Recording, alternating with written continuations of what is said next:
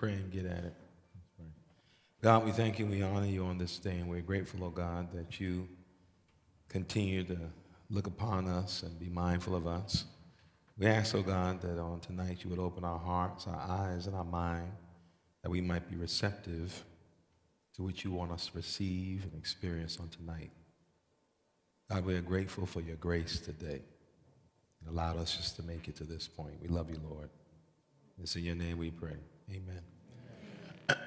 So, let me begin by saying that this is one of those nights where I say we won't be long, and we won't be long for one primary reason, and that is the Knicks are playing tonight. And so, I can tell you right now. They playing. Who they playing though? Who they playing? She asked me who they playing. There's a wrong question. The question is who they gonna beat. That's who they playing. Who they gonna beat tonight? So we'll be out by 8:30 tonight. You know. Let me tell you. Maybe somebody's saying he trying to leave. First of all, 8:30 is a good time. It's just y'all be trying to keep us in here all night. Not me.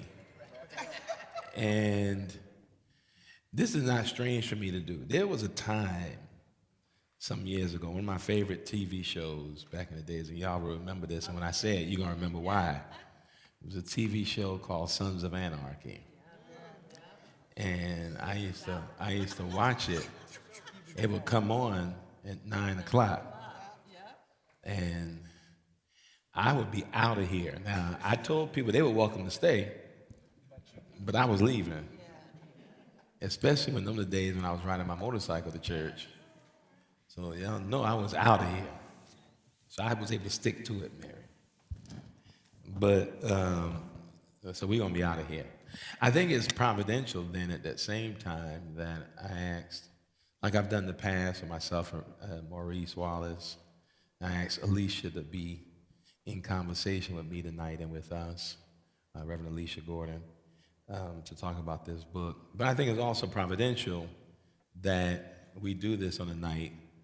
And she's from Atlanta, you know, and she got this Atlanta, that A hat on.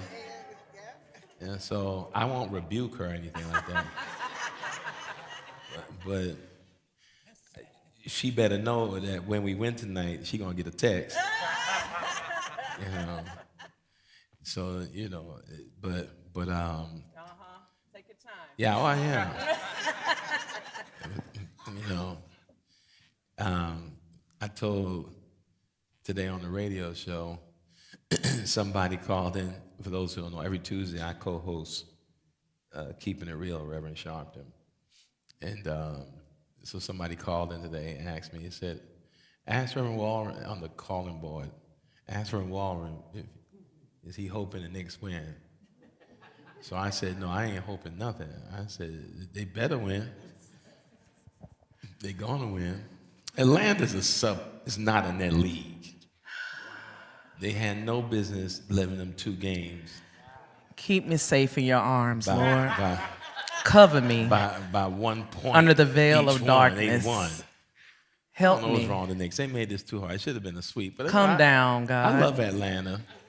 Atlanta shaped you. Yeah, it did. For 4 years. Uh-huh. I'm 55. So that's a small portion of my development. But we're going to look at this game tonight because I need dominance.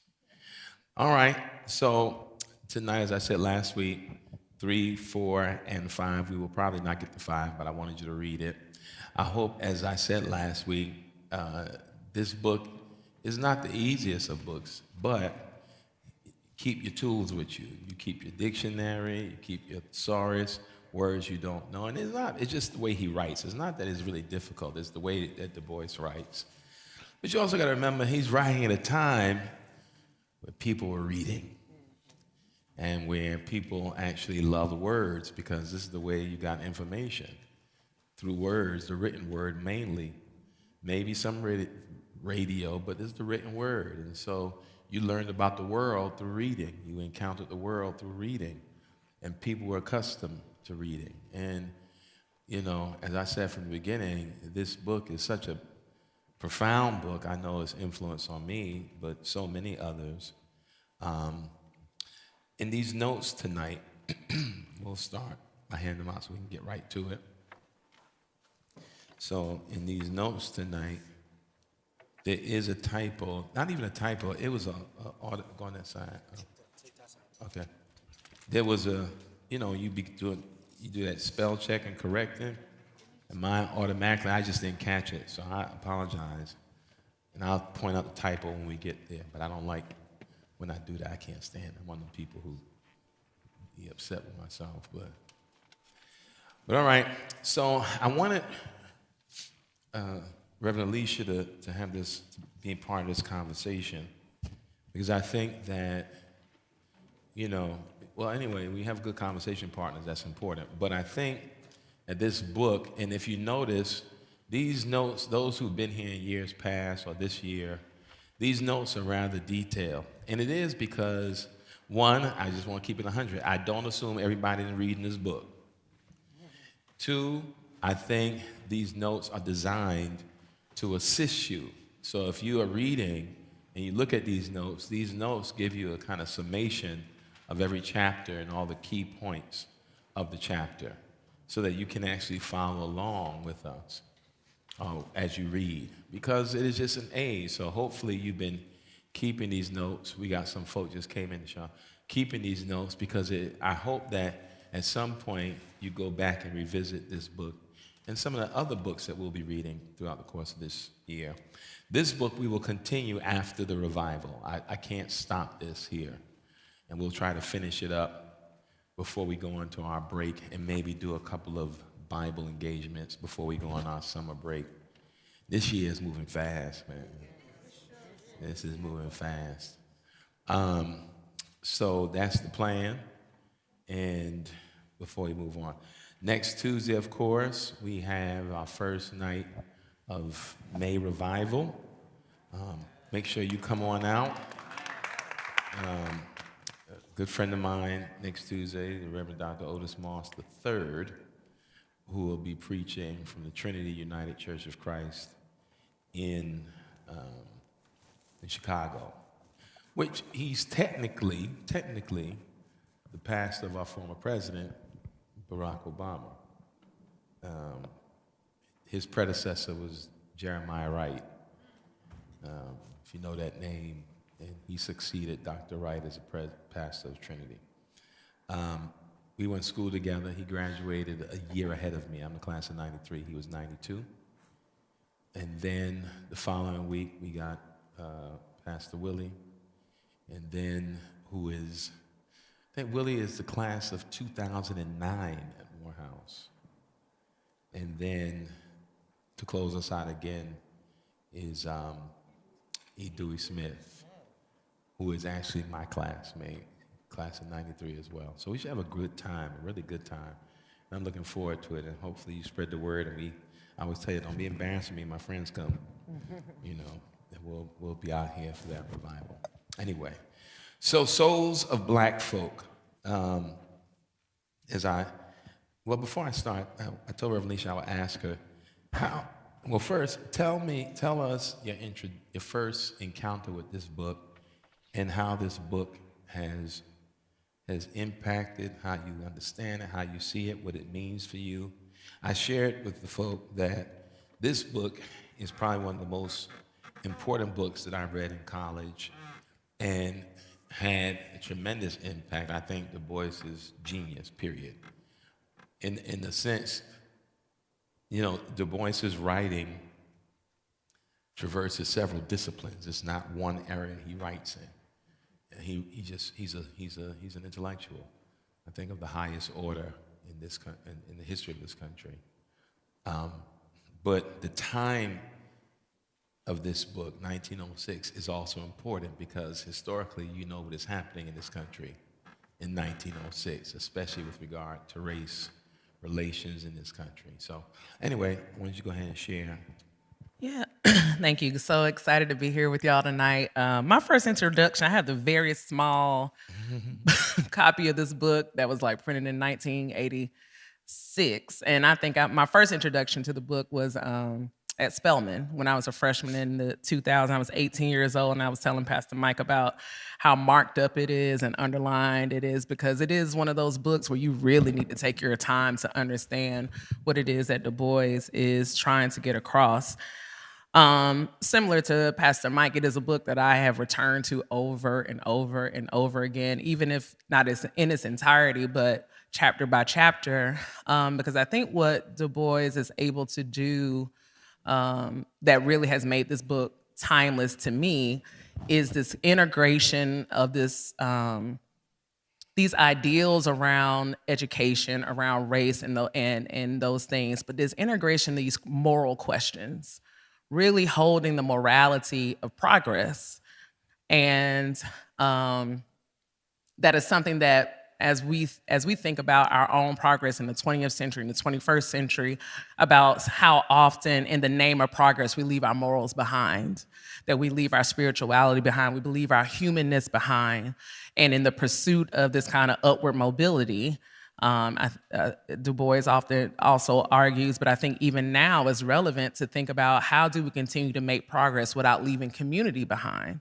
And so I know we'll get to conversation about from the meaning of progress, and we talk about, I think was her name Josie, and the outcome of her life and him returning back to Tennessee. But I think that's such an important point of conversation even today as we think about our matriculation through cities, from cities into cities, going off to school, coming back to school, and what does that upward progress and mobility look like, and how do we do that with a moral semblance in mind? And so that is really the thing that anchors me in this text that I return to, even when I feel like I'm like, Alisha, you moving too far. Like, how do you remember the tenets that he taught? And so, Yeah. yep. Yeah, no, I think that a lot of the book, like you as you framed it, Du Bois's thinking of how do you understand progress as an individual, and still maintain a level of commitment to your people, right? Because progress is a very interesting thing, especially in this moment where you're not too far. When he writes this book, he's not too far removed, if you think about it in terms of years, from the Emancipation Proclamation, the end of slavery. A generation maybe as between him and there. And there are people that Du Bois knew growing up who were former slaves. So his perspective is radically different. But I think one of the things that he assumed, and we'll come at it, one of the things, and well, you don't get it in this book, but one of the things I think Du Bois assumed was that people of the race, black folk, who would experience progress, access, opportunity, education, would feel this compulsion to reach back. Yeah. Right? Yeah. So that in his mind, if you've been granted these opportunities, to have, again, access and education. Here we talk about a man who's the first black person to get a PhD from Harvard, but yet spent his life with his people, giving his mind and his time. And so he's the one who came up with that talented 10th, right? He was thinking about those who would have access and opportunity, and his hope for the talented 10th was that they would, of the people with the access, with the opportunity, would be the ones to galvanize the race towards progress. Now, what I want to tell you is that Du Bois leaves this country and leaves the United States, and a combination of things. Of course, he had decided, like people, I have a friend of mine who, around after Trump was elected in February, he told me beforehand, he said, man, if this dude win, we out. And I was like, out where? And he was like, we leaving the country. Him, his wife, and his 2 kids. People say that, and you were like, okay, well, yeah, this wasn't theoretical for him, because come the end of January, he was gone. And him and his family, they moved to Spain. And I said, how long are you going to be going? He said, we'll see. But we definitely ain't going to be sticking around for these 4 years. And literally picked up and moved to Madrid. He had the means to do it, but it's still an intentional and intense decision to pick up. It's one thing to move to another state, but to go to another country because he could not understand, one, how this man was reelected, but two, he didn't want to stick around to see this downward spiral that would happen here. And he was right. Du Bois goes to Ghana because of this kind of the prevailing, underlying American ethos of bigotry, white supremacy. But that's not the only reason Du Bois leaves, which most people don't realize. Du Bois also left because of his disappointment in what he called the talented 10. Because he says, he says that he writes this, that he's also disappointed because, again, the assumption he made did not come to be the case.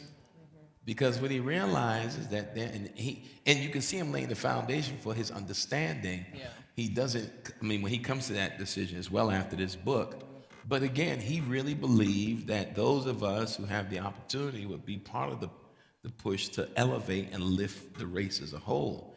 And he realized that there's some folk who, when they get access, opportunity, education, they head for the hills, literally. They bounce, and they don't look back.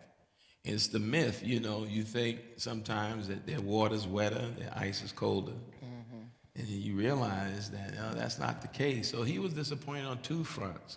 Can you voice that over as to why you think he ended up coming to that conclusion? I think there's proof points, right? Yeah. But I'm curious about, because we see this with a lot of intellectuals and scholars. We saw it with Malcolm, we saw it with Martin, we saw where they have this moment where they're like, oh. So I'm curious because I would love to hear you voice that over. Why do you think he came to that conclusion? Yeah, I think there were many points. What he saw, especially when you get to the latter years, he did see more black folk getting opportunities, right? And this is even before you get this intentional desegregation. He saw it, but he saw also many of the people struggling to be accepted by white spaces. And that is something he could not understand. Especially if you read the book and how he talks from chapter 1 and 2, how he gives us on chapter 2 about freedom, that with the Freedmen's Bureau, it's really a critique of the idea of freedom, right? That what really is freedom. That's why, if you remember the first I talked about, Frederick Douglass, what is the 4th of July to the slave?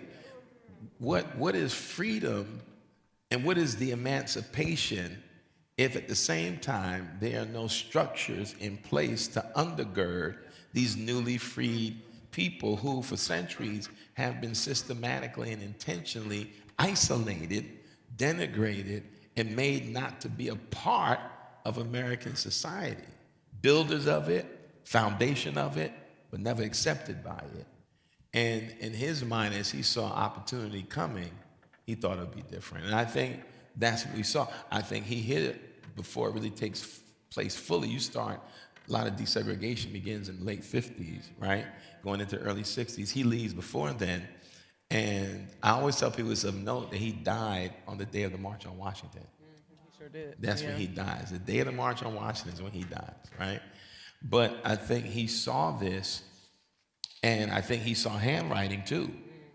And I think because you understand, when you read Souls of Black Folk and you see, which also charts Du Bois's movements, it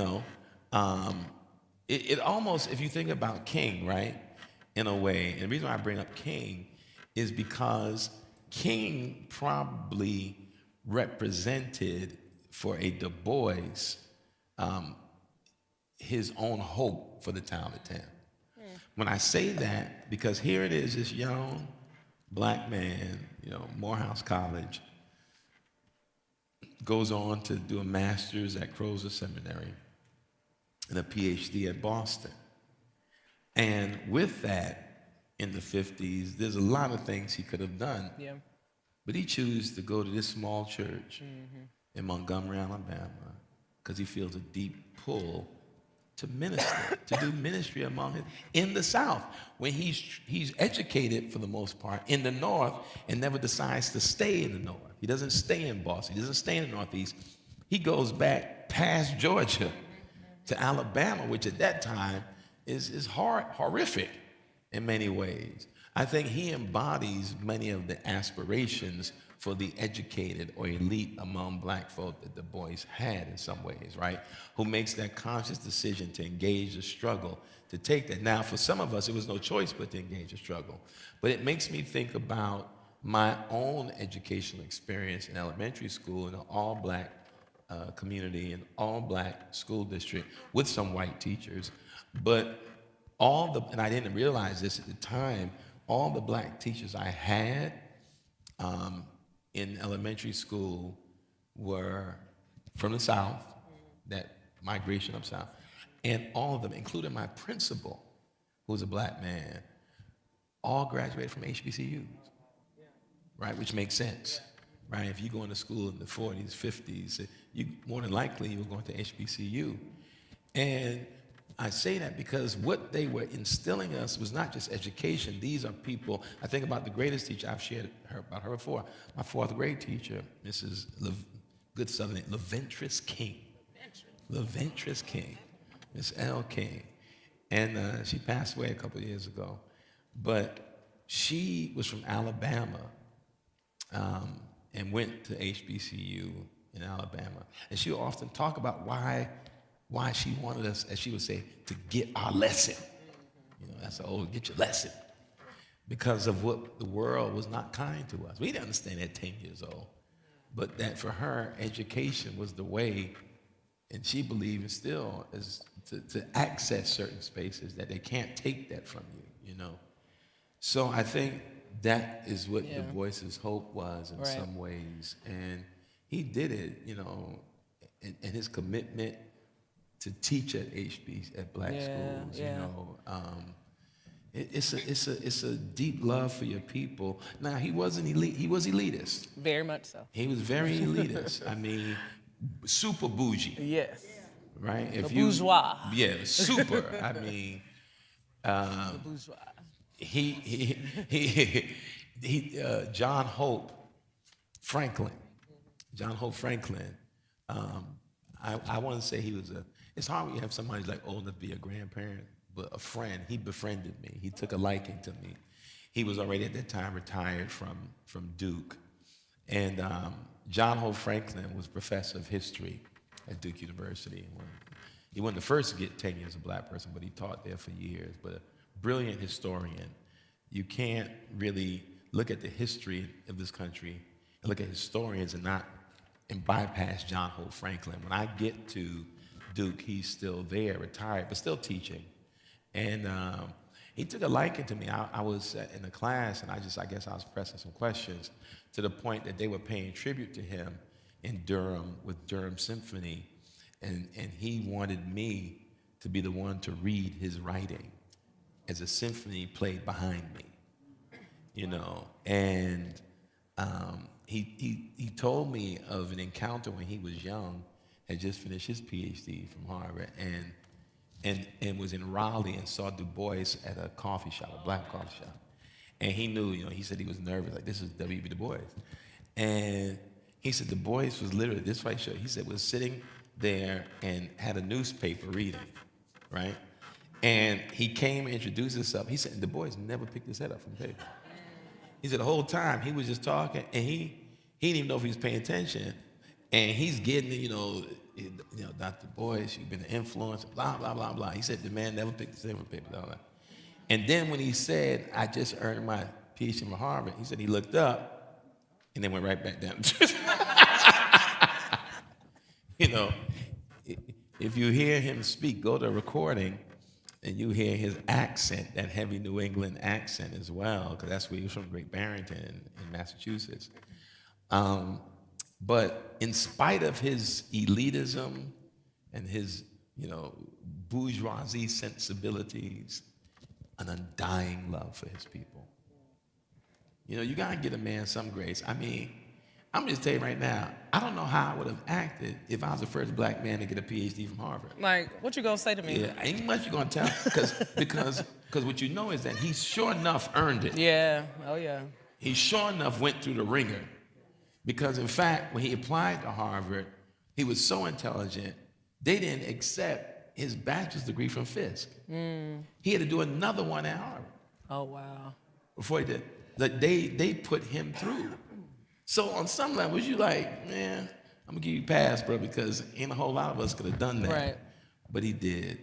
And so I've always, like, I think when we go to Ghana, one of the days we're going to the museum there and at his house where he lived before he passed, in Ghana. I think that's one of the days on the itinerary. So I'm looking forward to that. Also, before we get into this, let me add, this is providential as well. On the second night of our revival, last night of our revival, May 19th, I'm recorded, but don't none of y'all play hooky from revival. But interestingly enough, that we're doing this, May 19th, the first time PBS is doing American Masters documentary on Du Bois. Yep. So May 19th, I've not seen one like this, not by PBS. Not by PBS. Yeah. But that's the first night on Du Bois. Yeah. And I'm looking forward. Good. Yeah, I'm looking forward to it, because I think most folk, we know it, but on a larger scale, don't understand the enormity of this man. Yeah. And how so much of what he did still sticks today. This book still lands today. You know, that line we talked about on the first night, you know, the problem of the 20th century is the problem of the color line. Well, you could say for the 21st century. Sure. Same issue. So anyway, so as we begin tonight in chapter 3, which is of Mr. Booker T. Washington and others, what you have to know from the get-go is that Du Bois is not a fan of Booker T. Washington, because for one reason, Du Bois, he's an intellectual of the highest order, and he believes in the life of the mind, and he believes that black folk should be granted that opportunity, that we can do that. And they had other differences, but Booker T. Washington didn't see it that way. And Booker T. Washington was the one that white people gravitated more towards, because there was this underlying ethos, when you hear, of kind of maintaining separation, right? Now, what you have to, there was a tremendous PBS document on Booker T. Washington. What you discover from people who knew him then, the things he wrote, private letters, he despised white folk. You didn't get that, though, from the way he postured. But he couldn't stand, he had a serious issue. But he was trying, in his mind, to have a space where black folk could function free of white harassment. In his mind, if we focus on the things that we built this country. Right. So we focus on what we're brilliant at, maybe they won't see that as a threat. So I'm doing the best I have over the years I'm interpreting. Whereas Du Bois believed in heavy intellectual pursuits. Now, we did that for 200 plus years. We ain't gonna just tell our young people to be farming. You know, it's funny that principal of my school was a Tuskegee graduate too. It was a school he started. But then when you look at it, Tuskegee plays a major part. If no other, when I was in LA last year, I went to the African American Museum in LA. They had one of the galleries was on George Washington Carver, who was employed a teacher at Tuskegee. And you talk about genius. Huh? Oh, he did all kind of things. Yeah, if you ever get a chance to understand the depth of spiritual intelligence and genius of George Washington Carver, there are things if his partnership with Henry Ford, for example, this man is responsible for the build out, the interior of the cars that Ford was producing. He found ways to use soybeans to make the seats and the plant. Like this man was genius, you know. And I'll give you a joke. When I was a freshman, a friend of mine from high school was the freshman class president at Tuskegee, and I was a freshman president at Morehouse. So they asked me to come speak, right? And at Tuskegee, and they had me. It was crazy. They had me in this. They had a room for me. Now I don't know whether it was legal or not, but it probably wasn't at the time, because when I think back now about how they was moving me around. So they had me. It was a sister who was the president, and they had me staying in one of the female dorms in an empty room. Yeah, I was happy about it. I mean, I was fine with it. I was like, okay. But here's this. Remember, I'm from up here, first time down south, first year in the South. I never stepped foot in the South until I went to Morehouse, because I had never gone past Washington, D.C. in my life. No need to. None of my family's from the South. So in the middle of the night, they come and wake me up. Now, first of all, I'm 18 in a woman's dorm, and y'all knocking my door in the middle of the night. I'm like,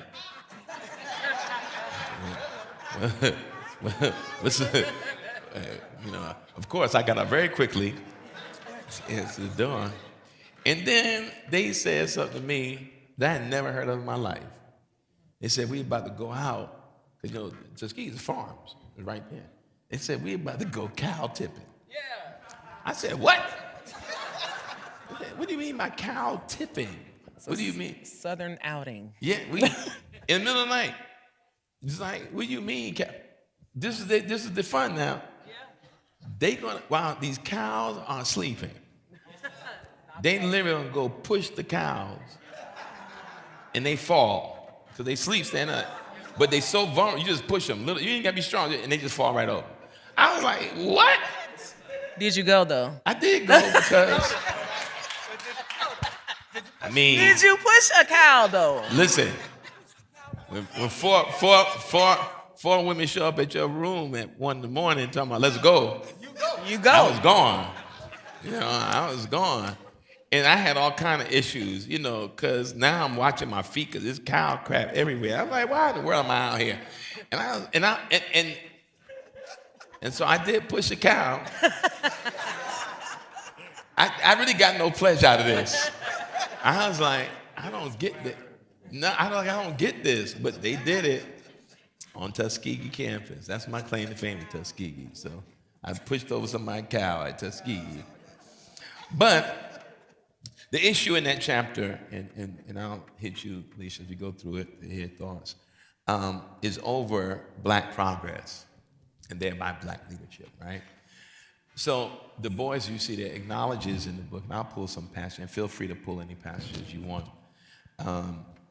that it almost, as you read it, you almost read sarcastically a little bit, right? It's as if, well, I mean, yeah, he's one of the prominent leaders, so they say. It was like almost like he wanted to say, he didn't say it like that, but like, so they say he one of our leaders, but and he is a very prominent, but you can almost, when you read it, you can almost hear him, the shade. You can see the shade. Yes, sir. Yeah. Uh-huh.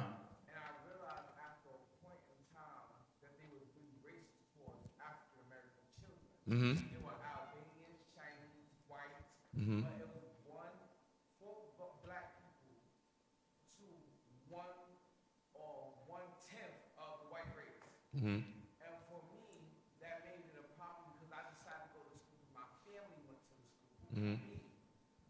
But my aunt always told me I couldn't get in because my grades wasn't good enough. Mm-hmm. So me being stuck up and knowing my worth, I said, no, I'm going to apply for the school. And I got in first try. Mm-hmm. Once I got there, they started harassing me because I didn't bow to the administration. Mm-hmm. So can I ask you a question? Why do they label black people with mentally health problems if they don't have them in the first place? Why do black people always have to have mental health problems? Well, yeah, it's a fair question, but I think to answer, I can't give you the why. Because the reason why I can't give you the why, not because I cannot give answers, but you're asking for some rationale of a mindset that is steeped in what? Yeah, well, no, insanity. And no, we don't need the mic. We got the question already. It might. So, so you're asking that question is asking the rationale behind white supremacy, the rationale behind bigotry, the rationale behind the myth of racial superiority.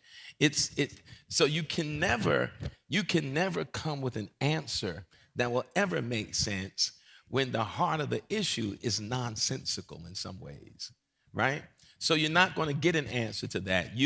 What you have to do is, anybody I tell in those spaces who have had to navigate or will navigate, is you have to guard your peace and guard your mind, but never feel like you have to prove yourself. Yeah. And that was the key to myself taking 10 years to educating myself among books. Yeah. I stopped going to school. I got my GED at 19, got my first apartment at 19, got accepted to 6 colleges in New York. But I declined all the schools because they were not HBCs. I got accepted to Caucasian schools. Yeah, and that's fine. I didn't like that factor. Well, I'm gonna tell you. Let me tell you. I don't think that's. Yeah, I don't think that should have stopped you, because let me tell you why, and then we're gonna move on. Because what you did in some ways is still let the insanity of racism determine your movements. So but think about it, you're acting against, not for. So even though you're justified in it, you're still acting against and not for. So when you said you applied to the colleges, the easy follow-up is, well, did you apply to the HBCUs? Because what you just said. Have the opportunity because I didn't have people in my school or GED schools at Columbia teaching me about HBCUs. No, they wouldn't. They didn't in my school either. They didn't.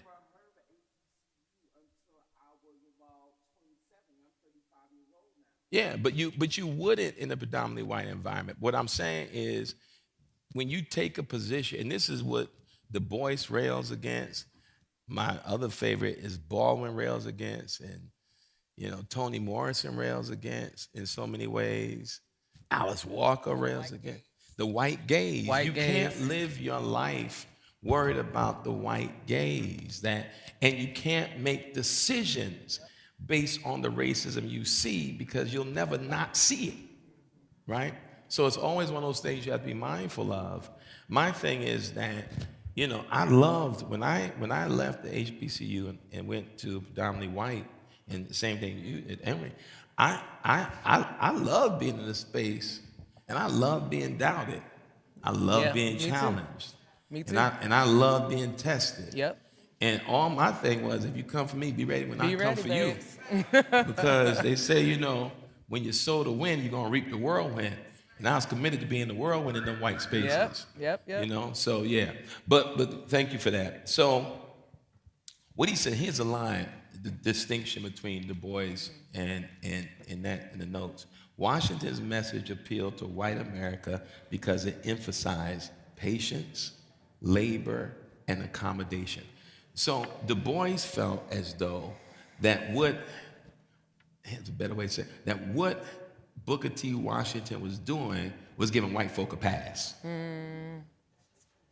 You're giving white folk a pass. You're not pushing the line. You're accepting a space that they're willing to see us in, but you're not pushing their way of thinking and seeing us in a broader context. If they've been seeing us as maids and butlers and farmhands, why give them that?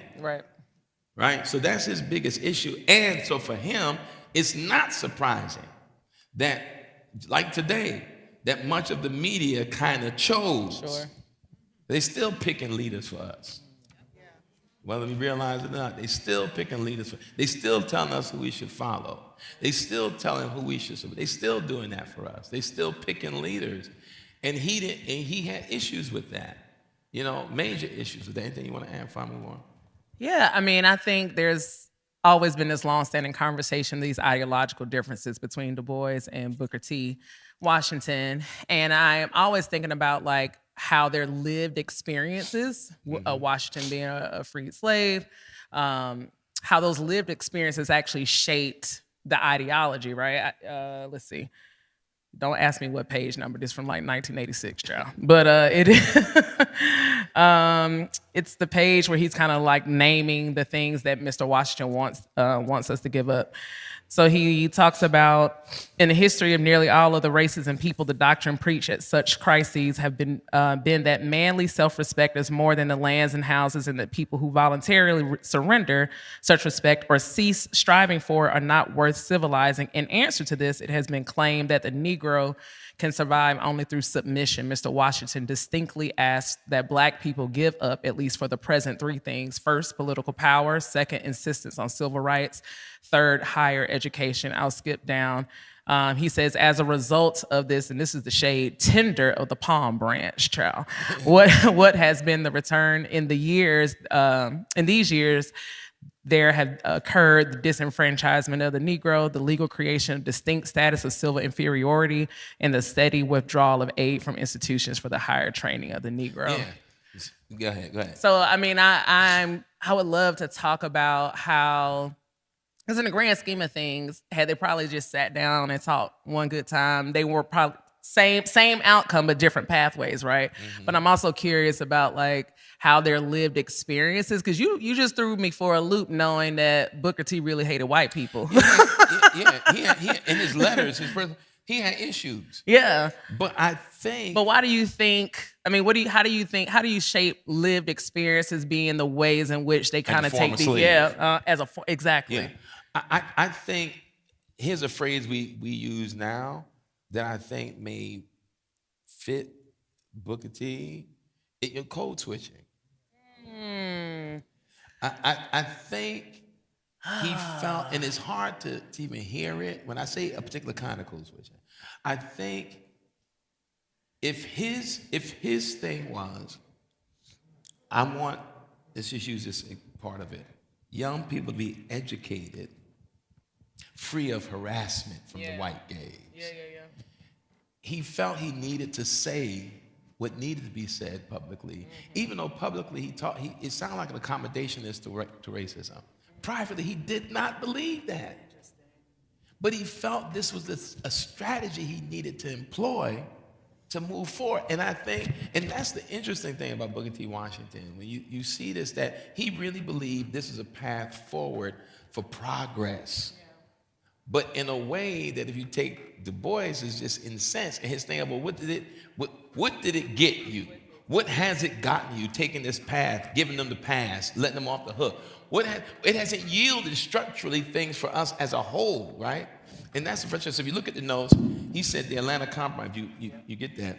Washington urged Black people to focus on industrial education, economic self-help, vocational skills, and avoiding direct agitation for civil rights. Now, pause on that last one. 1, 2, 3 would land today. Yeah, absolutely. It would land today. Especially, I just read this article about how many people are not doing college and going to vocational schools. Absolutely. To guarantee some level of experience. So all these things are landing today. The avoid direct agitation for civil rights. I don't know if he didn't believe in civil rights. Right. But I know he knew about brutality. Sure. First-hand experience.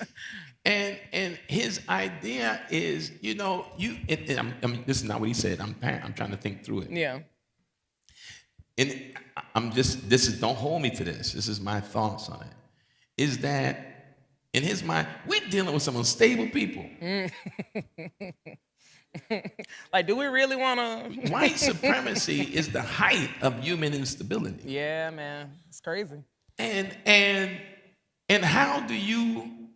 It's what I was in my office watching this movie for like the 7th time, and I was telling Minister King about it, and Alisha came in and caught a piece of it.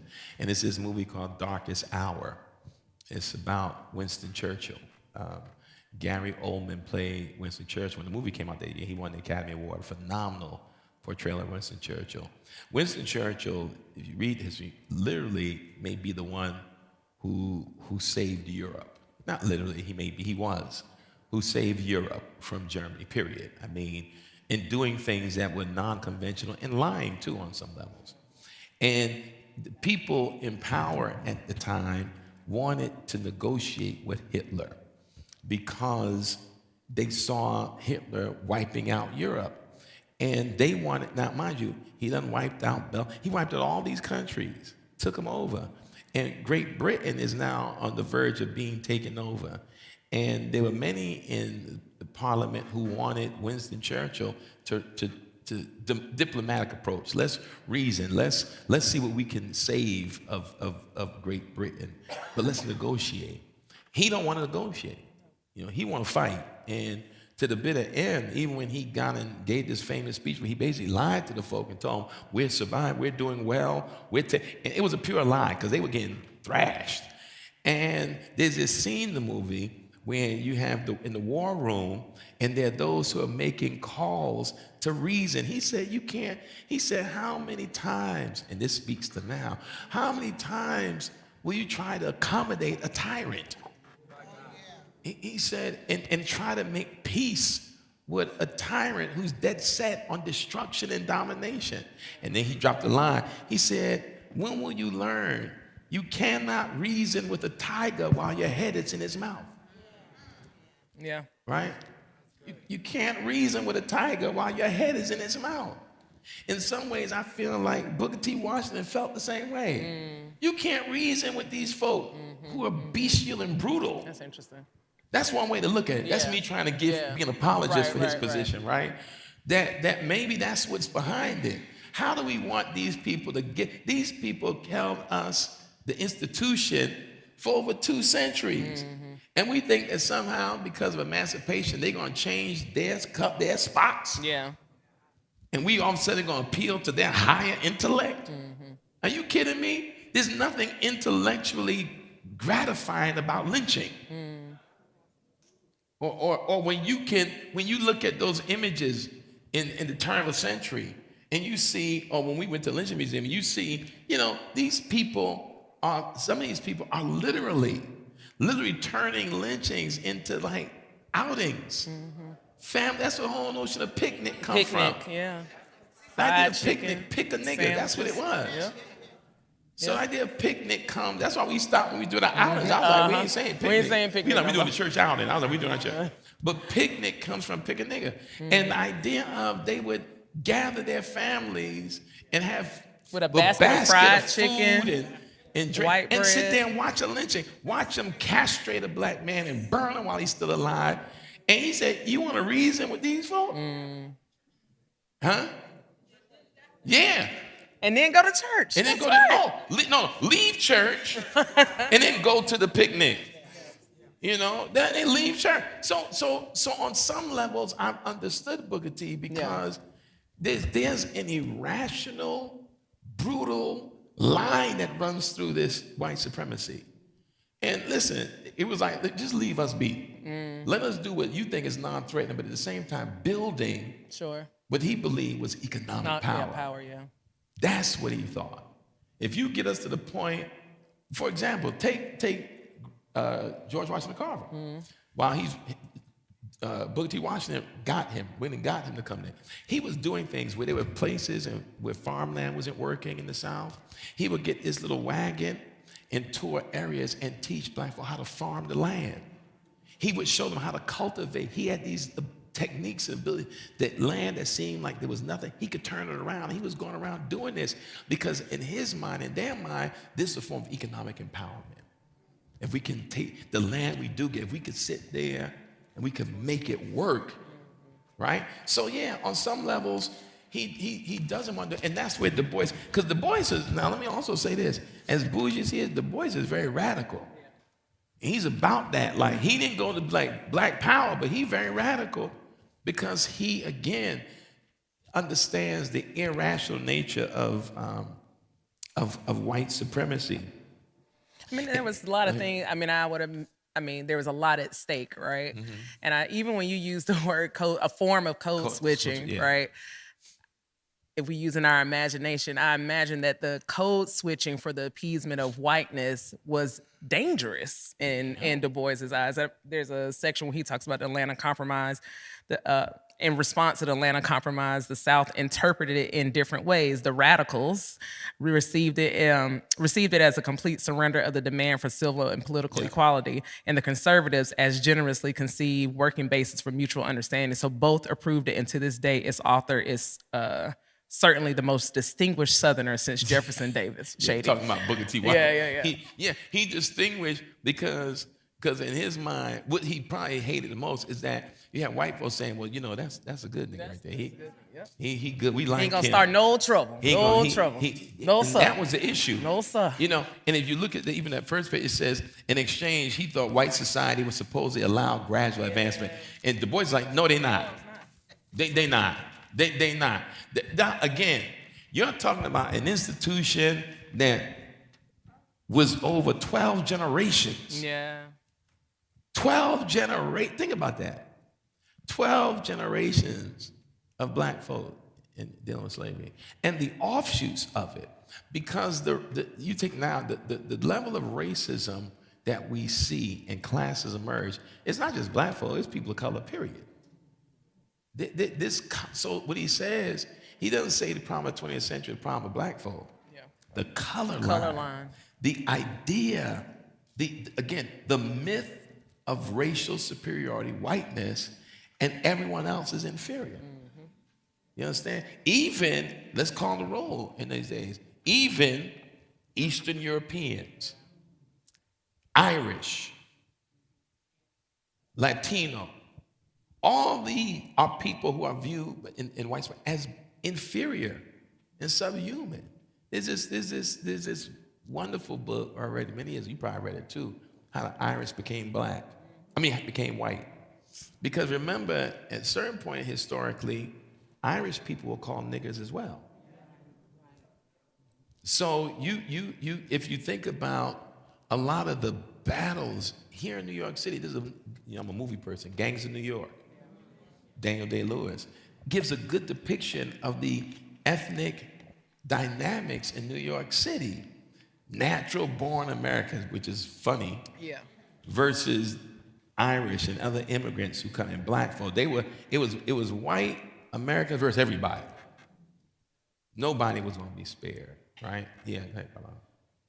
Yeah.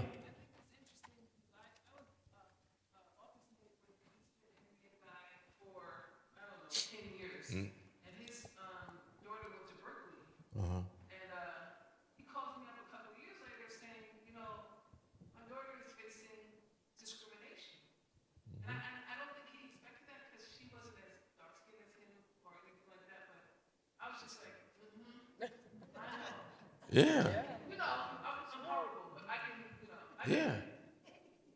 in my mind I know that. But I spoke to her and I made sure that she understood that, she was brilliant. Stay the course. Yeah. Don't get all crazy about this because, you got some dark skin. Yeah, no matter what. There's no... No, because it's weird because before then I think he was like, he felt like a little superior. Of course. But then those white folks got him way where he got. I know they did. At Berkeley? He's short that way. I'm not.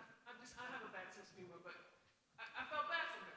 Yeah, no, I think that many people encounter that in this country.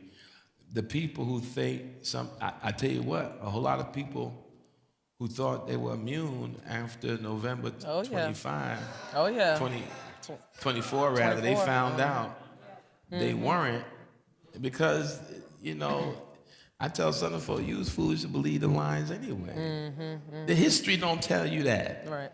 If you go to flip the page to see this idea of Du Bois is respectful but firm critique, Du Bois respects Washington's achievements because that's the thing. Yeah, sure. He does a lot. Yeah. But what, and I love how he looked at it. But the question is not what you achieve, and that's why I put it here. It's what we surrendered for the sake of achievement. Yeah. What did we like? And for him, it was too much. Political power, civil rights, higher education, right? Du Bois talked about the humanities and being able to study. That we gave that up in his mind.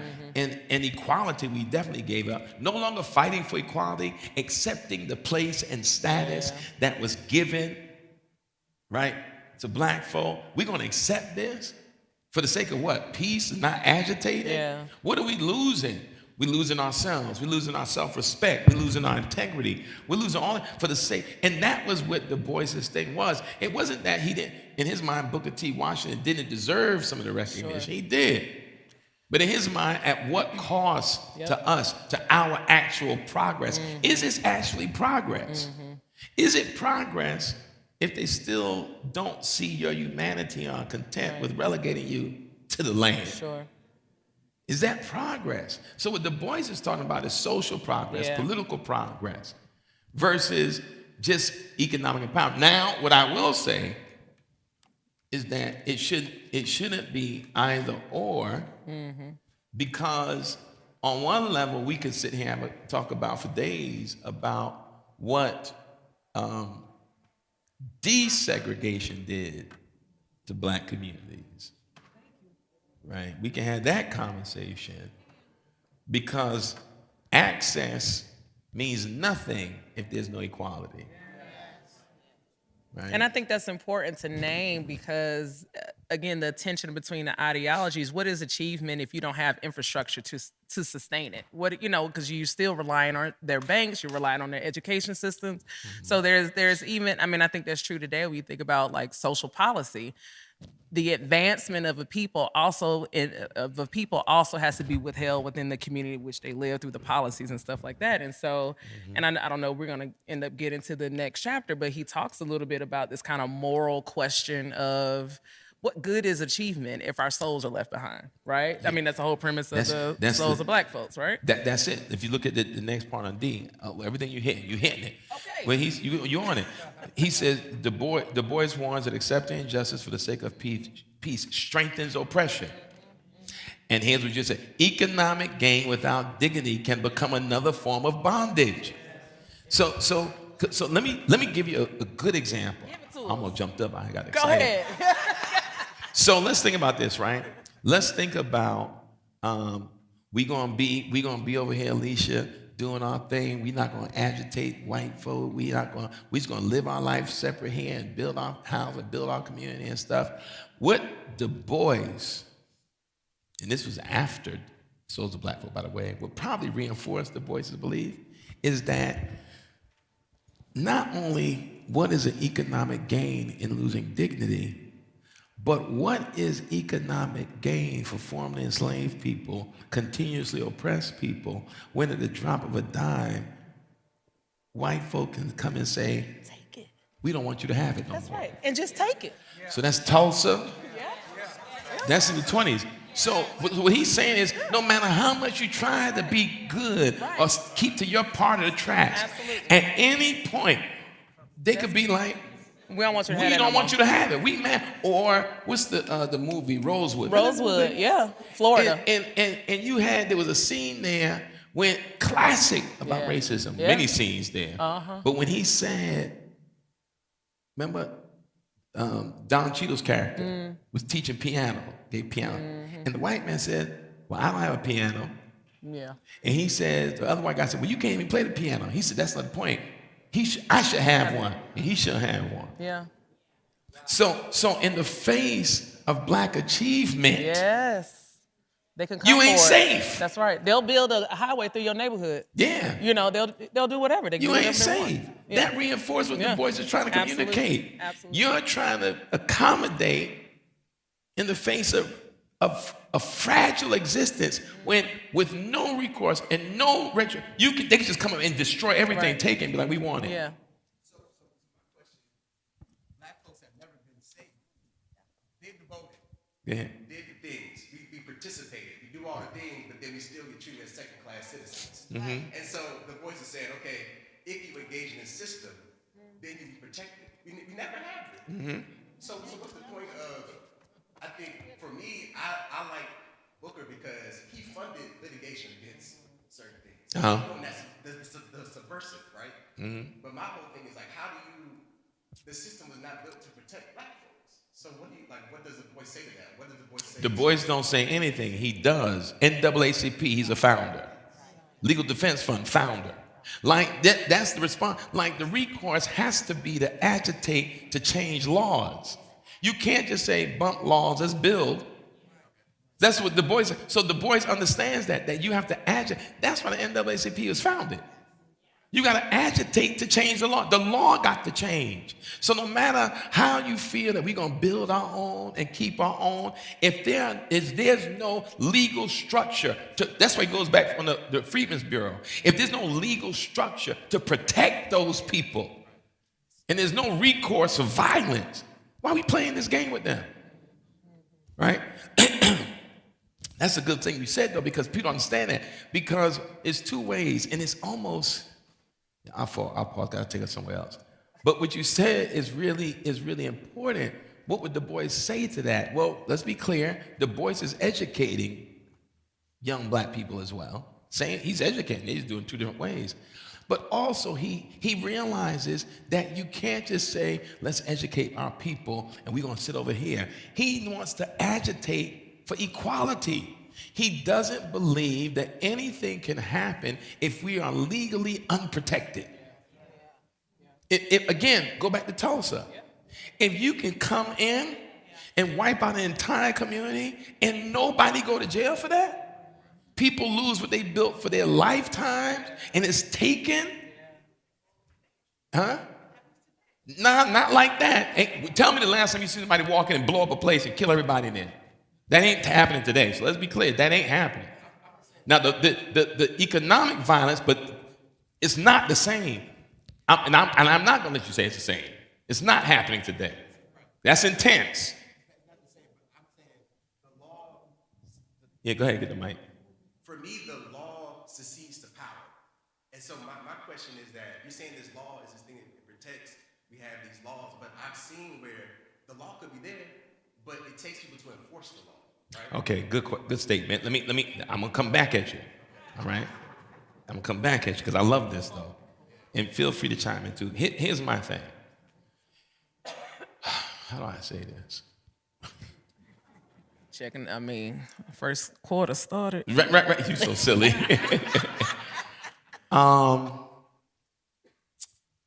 Okay, I'll respond this way. So we gonna fight, right? We gonna fight, Alisha, to get rights, change laws, right? What we have to pay attention to is that, let's say, okay, here me and Alisha fighting, we gonna fight for the laws to change, all right? Now y'all two, y'all gonna represent whiteness right now, white supremacy. Now whiteness is different. First of all, if there's no such thing as black, there's no such thing as white. White supremacy is the issue. So when we reduce it to white, black, no, it's white supremacy. Because white supremacy is a mentality, it's ideologies, all those things. So you all are now representing the essence of white supremacy, I guess you could say. Now, you realize that these laws are being passed, right? It's like we push for desegregation. Y'all was staunch, like, no, we don't want no black folk in here. We don't want no black folk in our business, right? And then watch this. Then she came up to you right here and said, remember, y'all all white supremacy. She said, Sharon, listen, these laws are changing. But I want to let you know, you understand you could triple your profit if you let black folk come in your business? You got to catch this. So all of a sudden you protested, right, but you also realized that you about to get paid. Money to be made. All right? So you still maintain the inferiority of black folk, but you don't think black folk money is inferior. Yeah, that's right. So that's one. Two, while we sitting here pushing to pass laws, you are now creating a plan to let some of the folk we hoping to get access think that it's futile to engage the system. Right? So we here fighting, you done convinced that crew of black folk, this is ridiculous system. So now, they ain't been hoodwinked by you, and now they working against us. This is what happens all the time. It's not that the law don't work. But see, when folk your age say it don't make sense to vote, they got you. They just got you. They work, they use, they create narratives through media, through all kinds, to make you believe that the law don't work. Well, hold on. If it don't work, why are they so much trying to get rid of it? If it don't work, then let it be.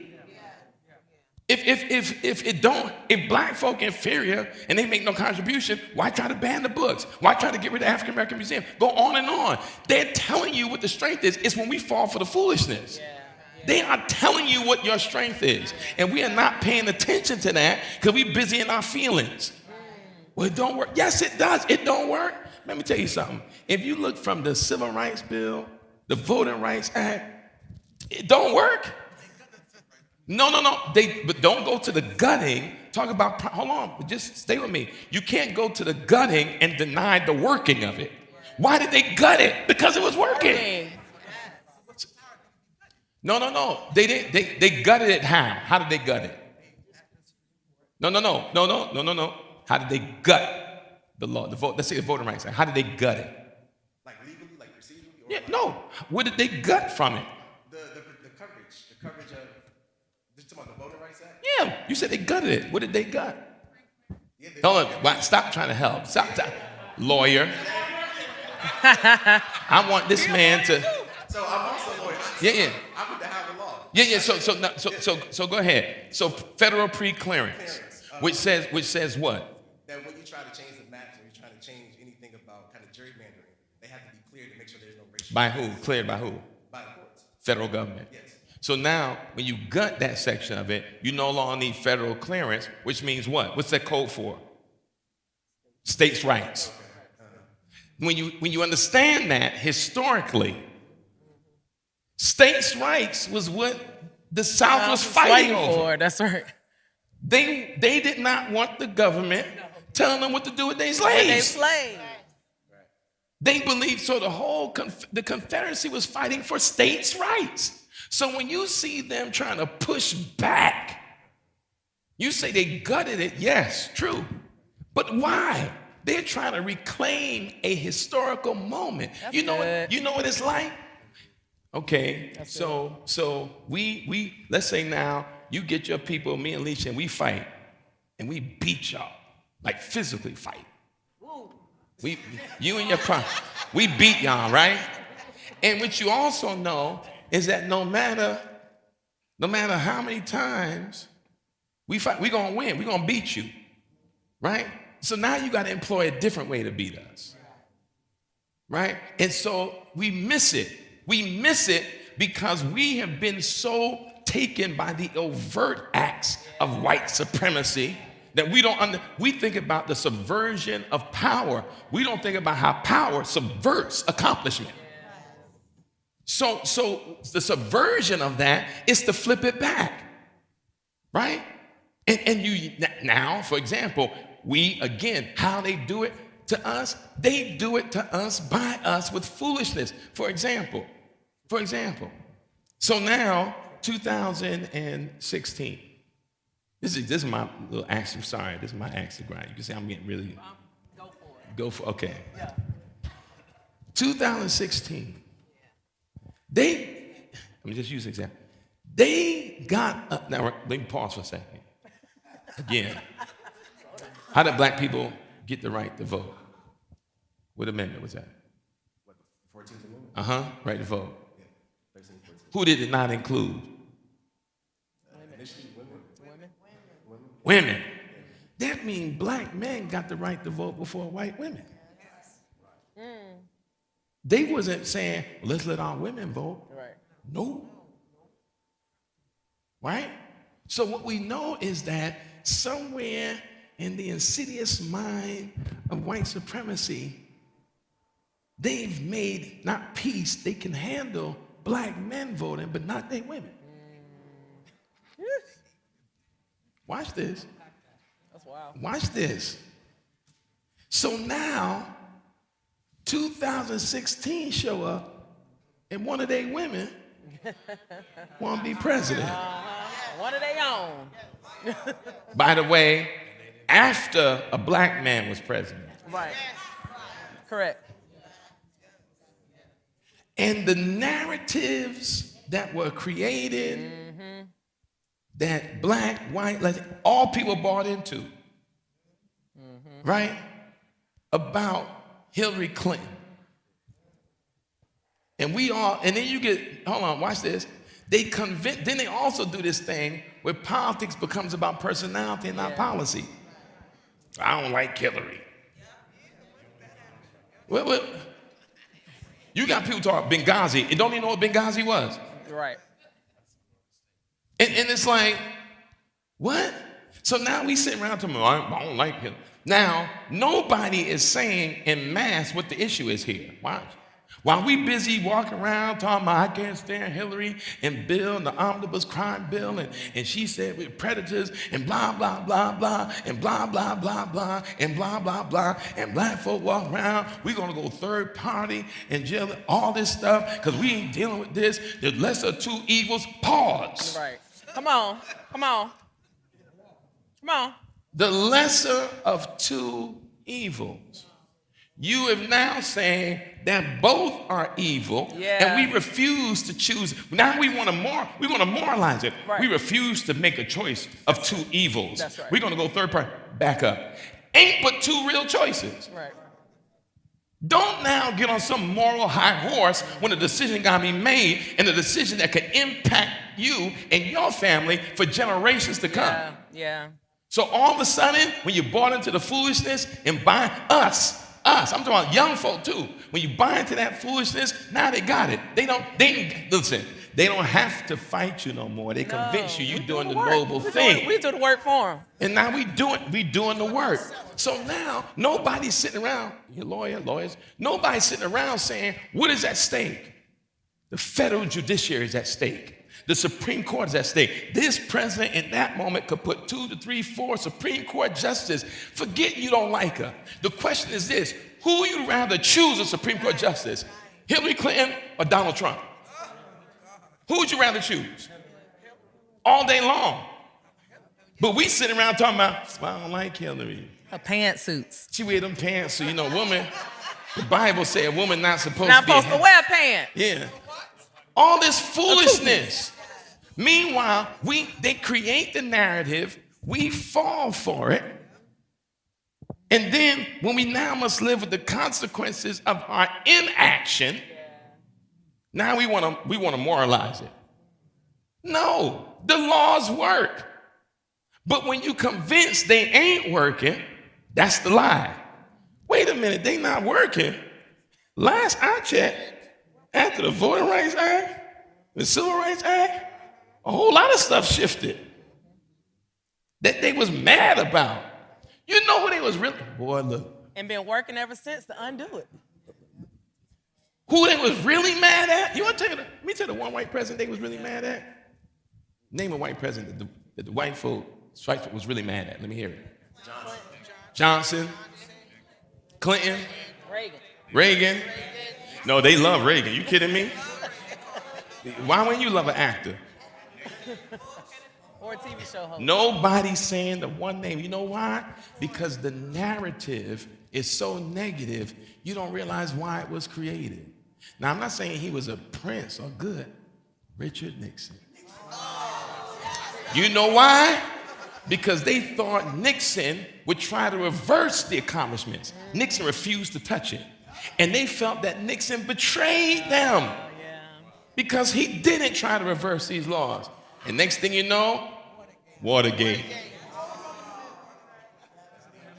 Because he was upholding Johnson's New Deal. He wasn't changing a thing. And they thought he would. Kill the social safety net programs, all that stuff. And he didn't. And they was angry with this brother. Man, kill him. Now we reduced him to Watergate. I am not a crook, all this stuff. Now he was. But there was another, because let me tell you this. Watch this, can I help you? What recent history tells us? When the machine wants you, no matter what you do, they're going to keep you.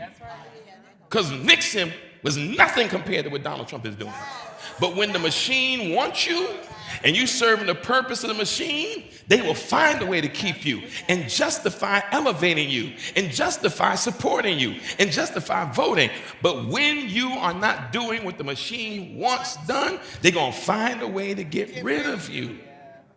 That's what we be missing. And we sitting around here, come again now, 24. Kamala. Pantsuits. You know, she. More pantsuits. I don't like Kamala. And then what they do, they show you all the plain. Watch this. They highlight on social media where a bunch of black women don't like Kamala. Got you thinking, well, black women don't support Kamala either. Why should I? All this foolishness. And then I remember I saw, I don't remember, they had this panel of black women who were not supporting Kamala. Yes. And they were on CNN. On CNN. And they were talking. It was like, well, you know, she doesn't have experience. What lie they told you? Right. But they bought into the lie. They bought into the lie. No experience? Okay, let's go here.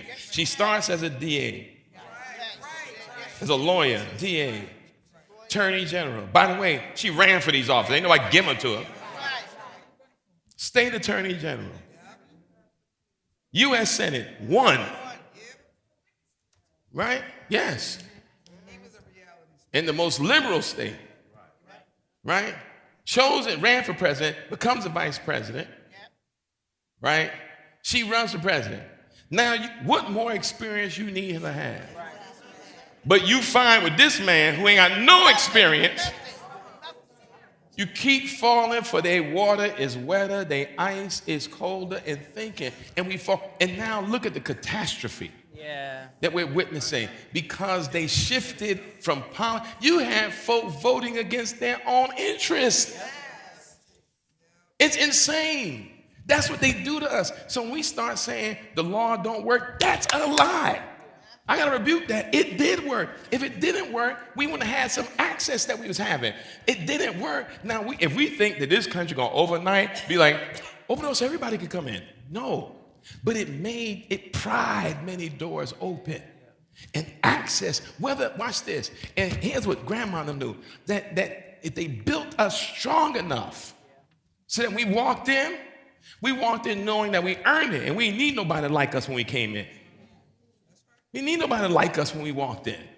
We came in because we earned this spot. You call it affirmative action? Well, they didn't deserve it. Yes, they did, because you have a history of systematically denying people who are more than qualified, overqualified because of race. And you now saying people are not qualified when you spent an entire creating a system to deny access.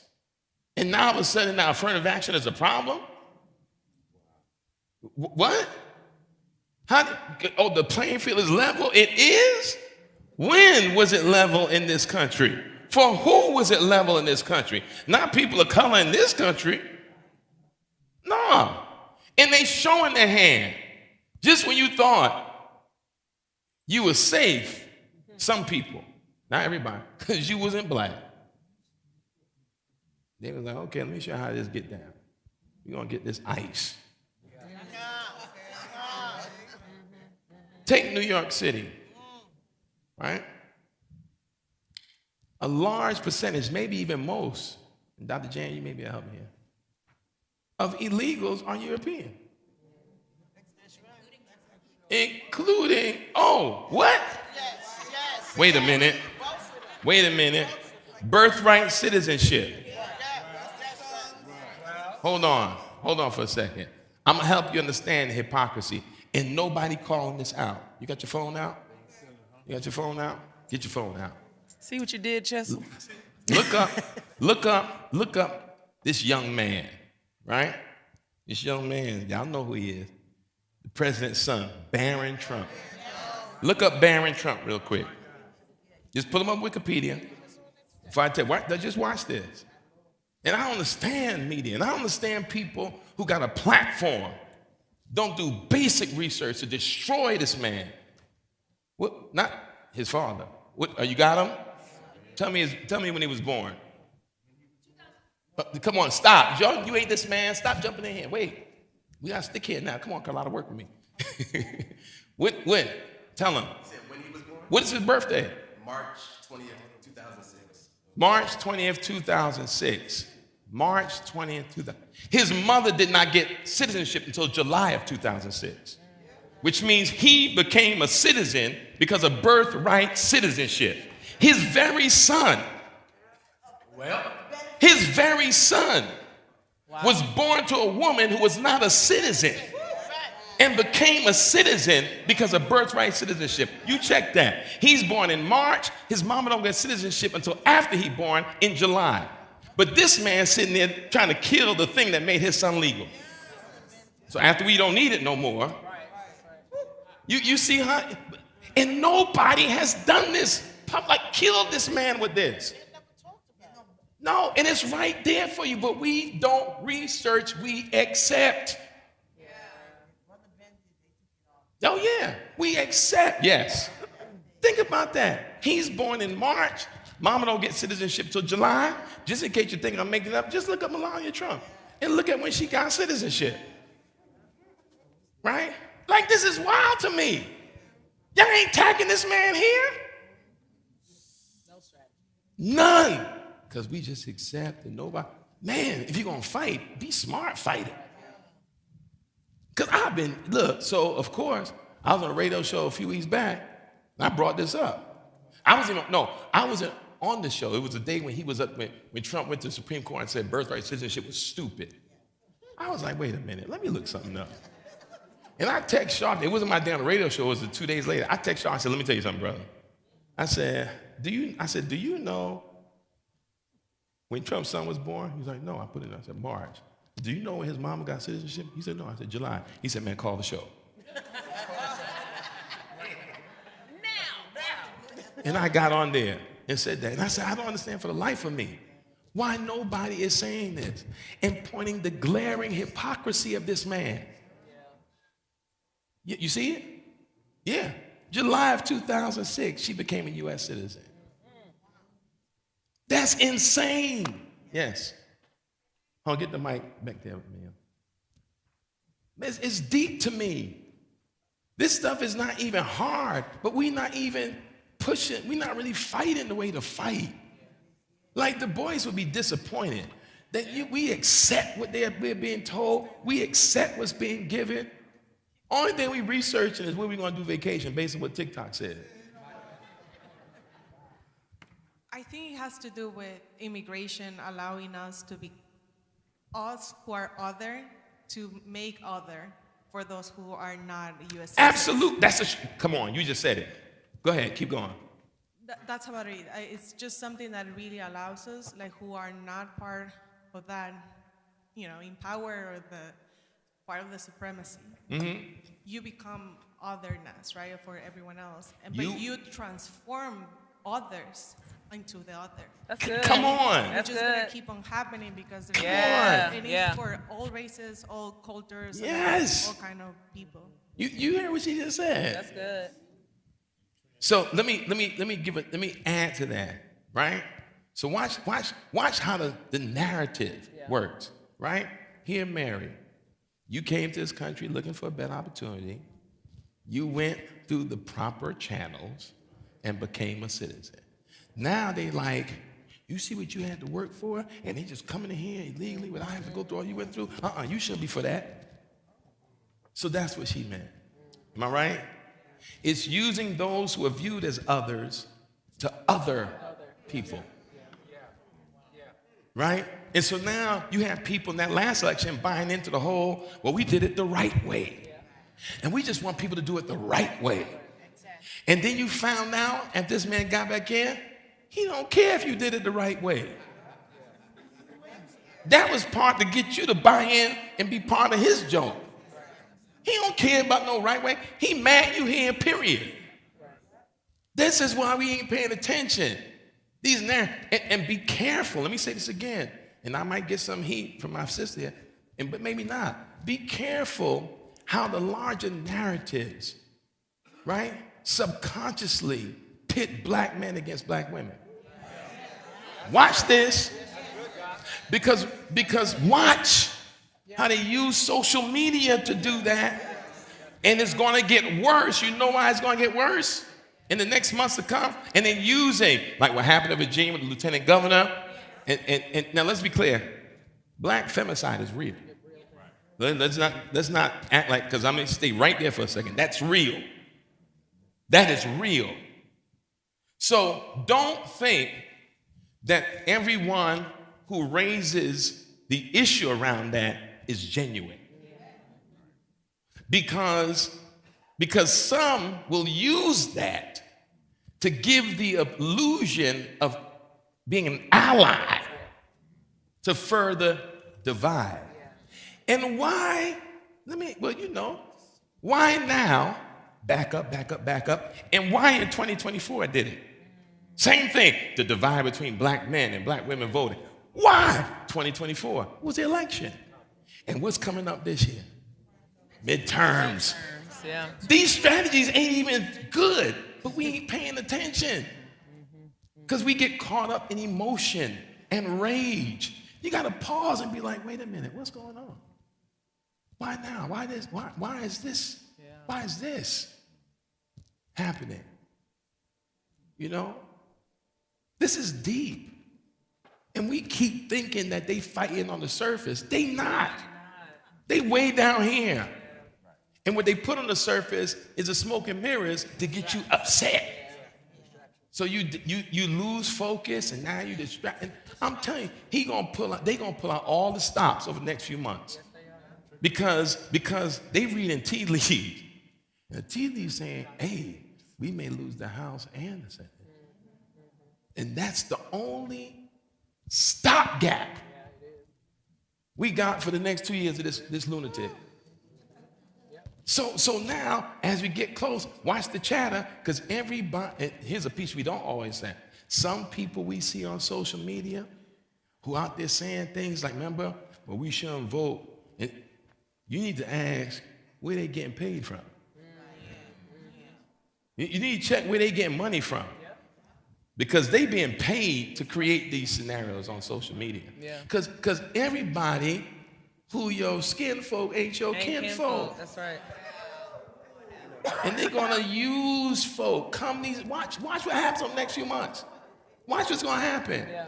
And people on social media thinking they spewing real stuff. We can't fall. Watch. But we cannot fall for it, because the only way to stop this man is through the midterm elections.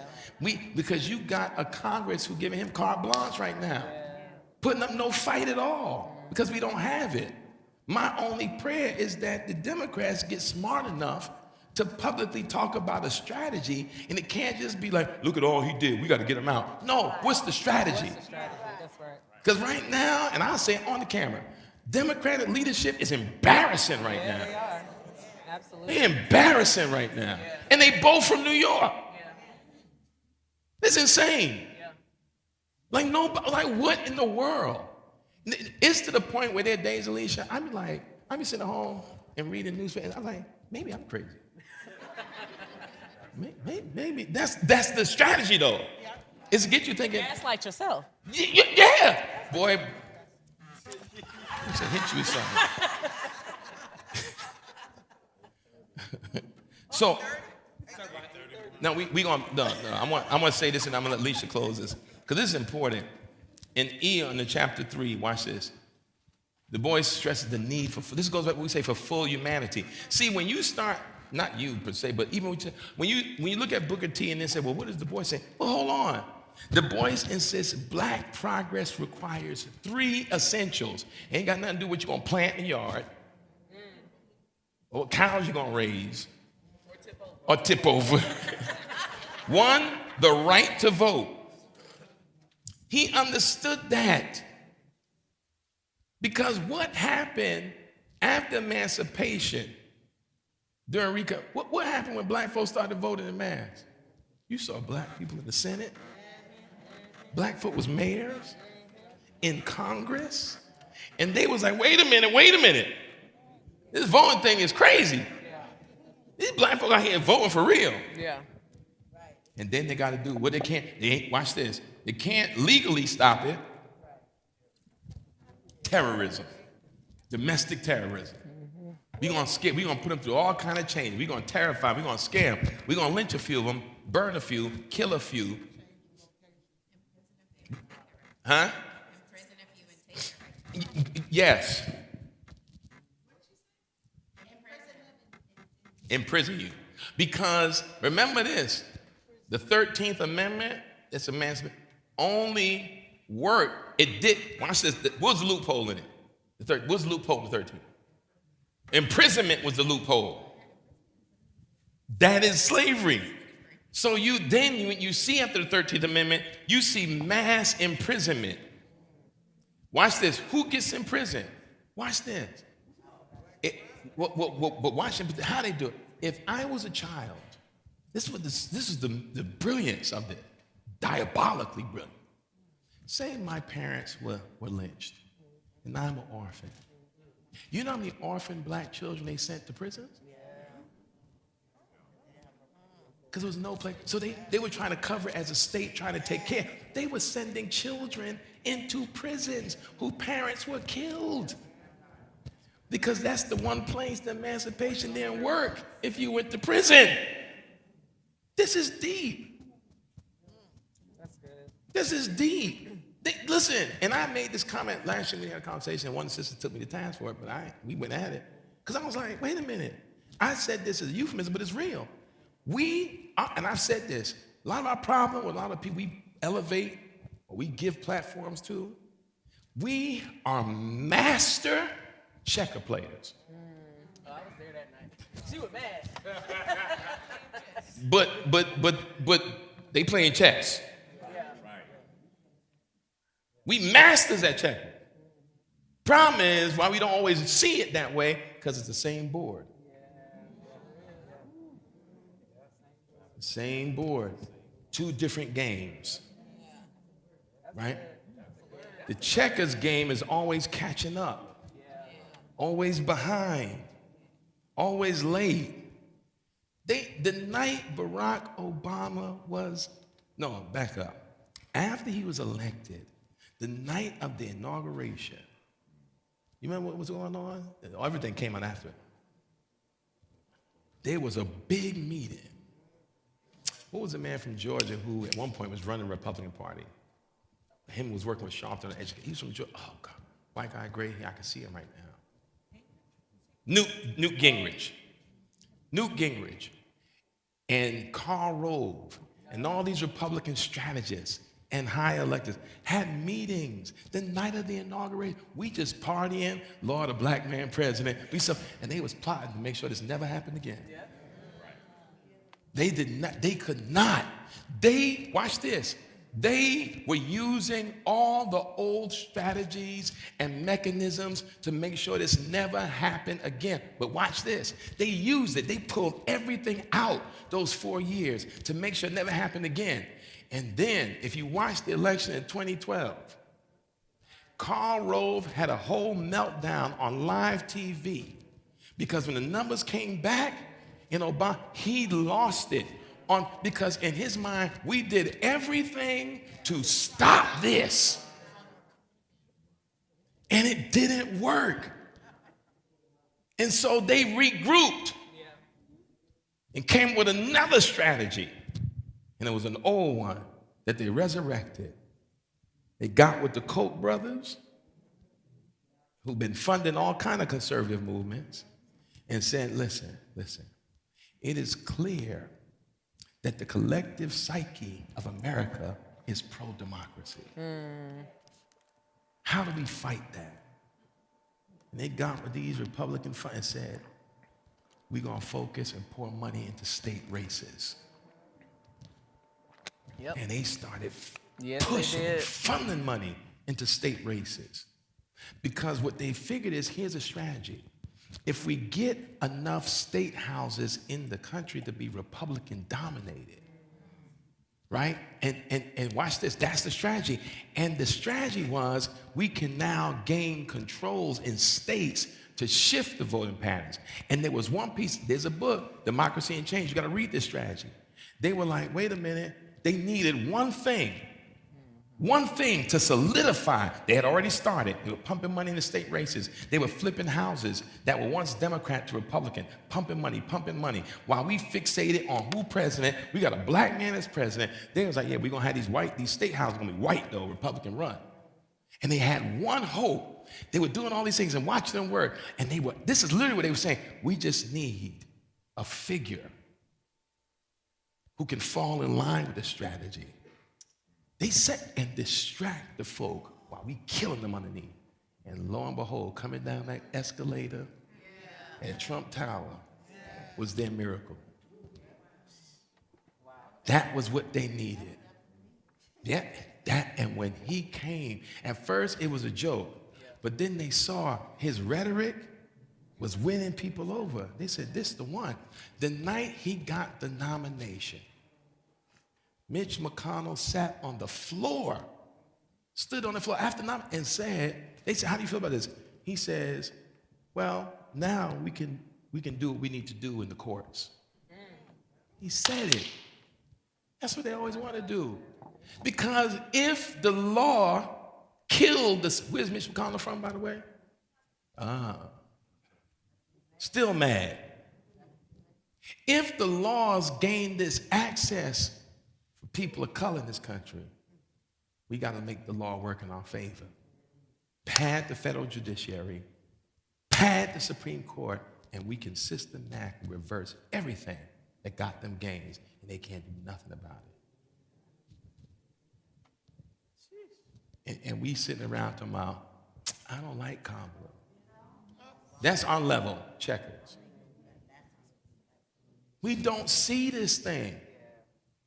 Like we got to dig a little deeper and not fall for the okie doke all the time. It's more critical now. We have watched affirmative action.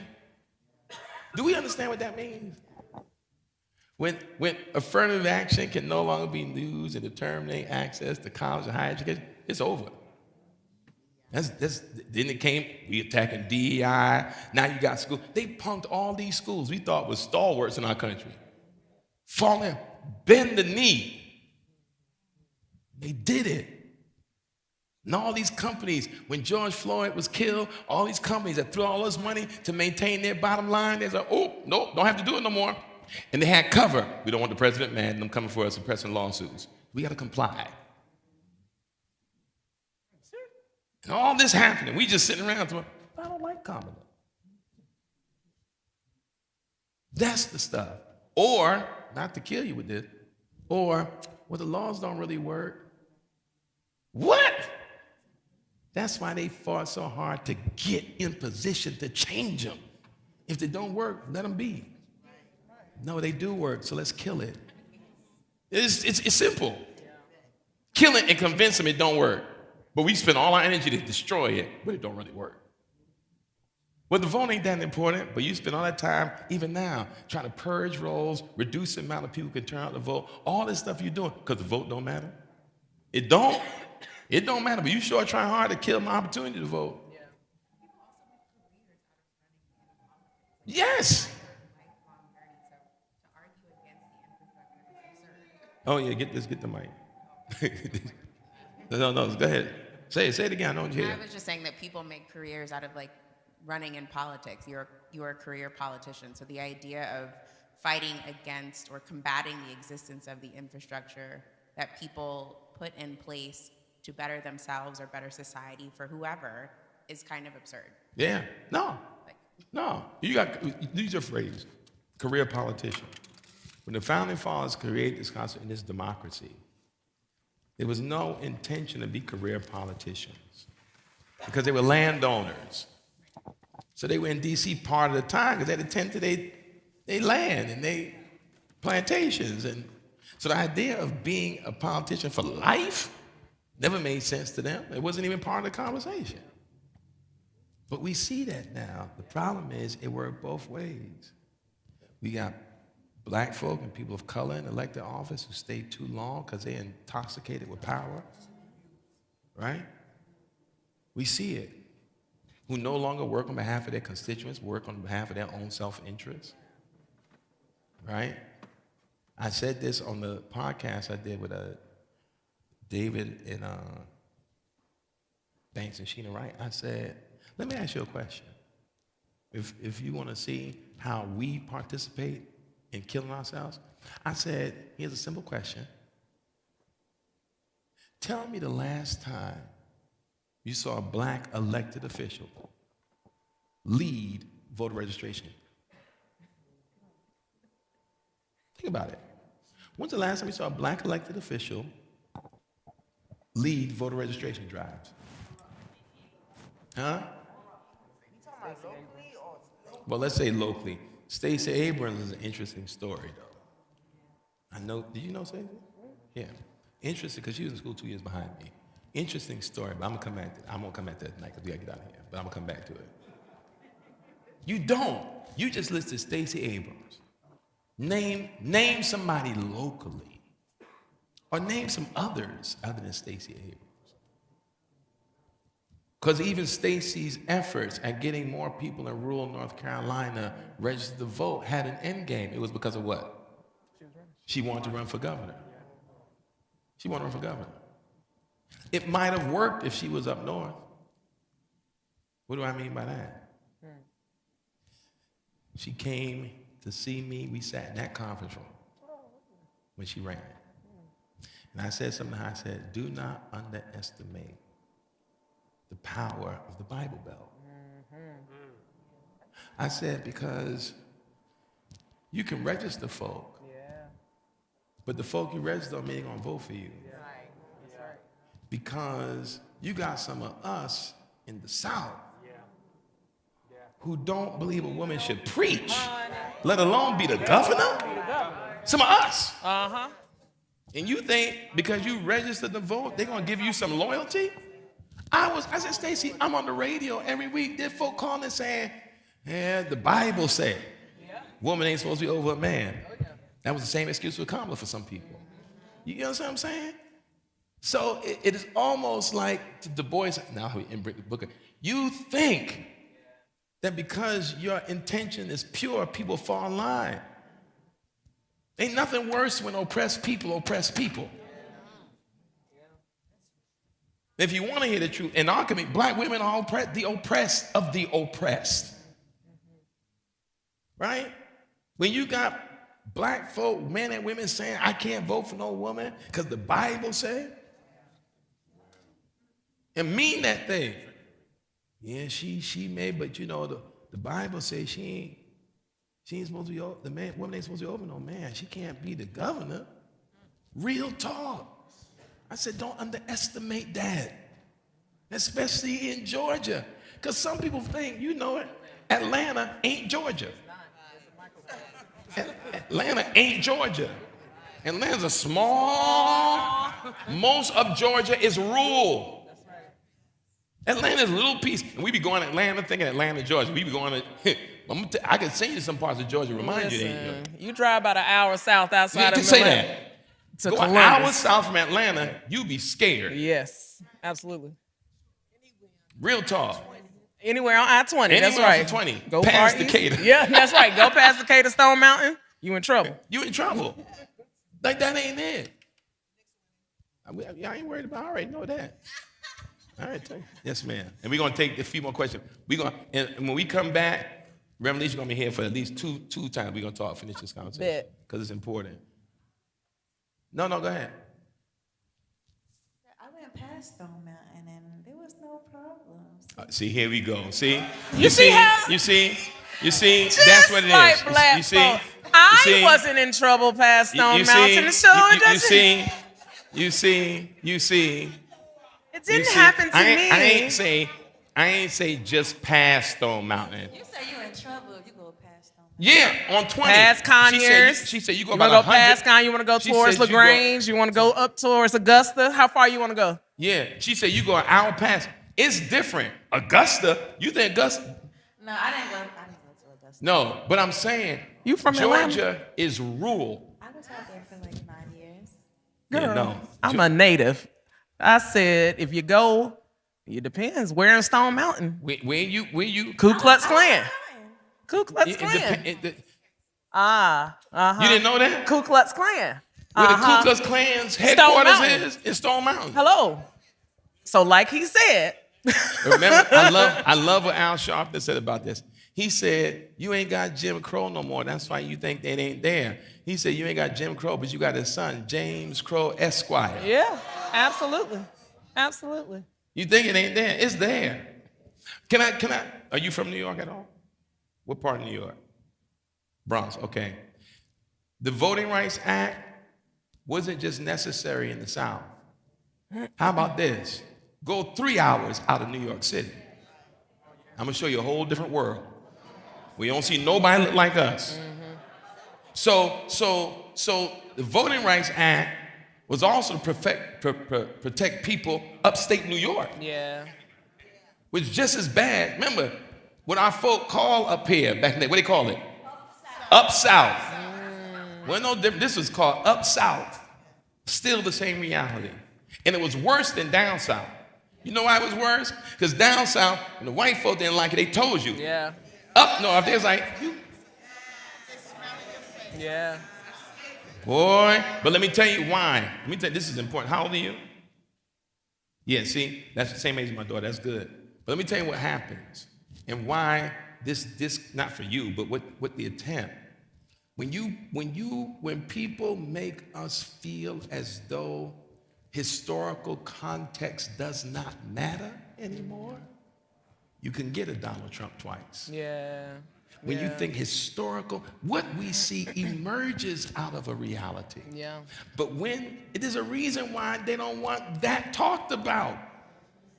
What we see emerges out of a history. And that's why they ban the books. We don't want this talked about.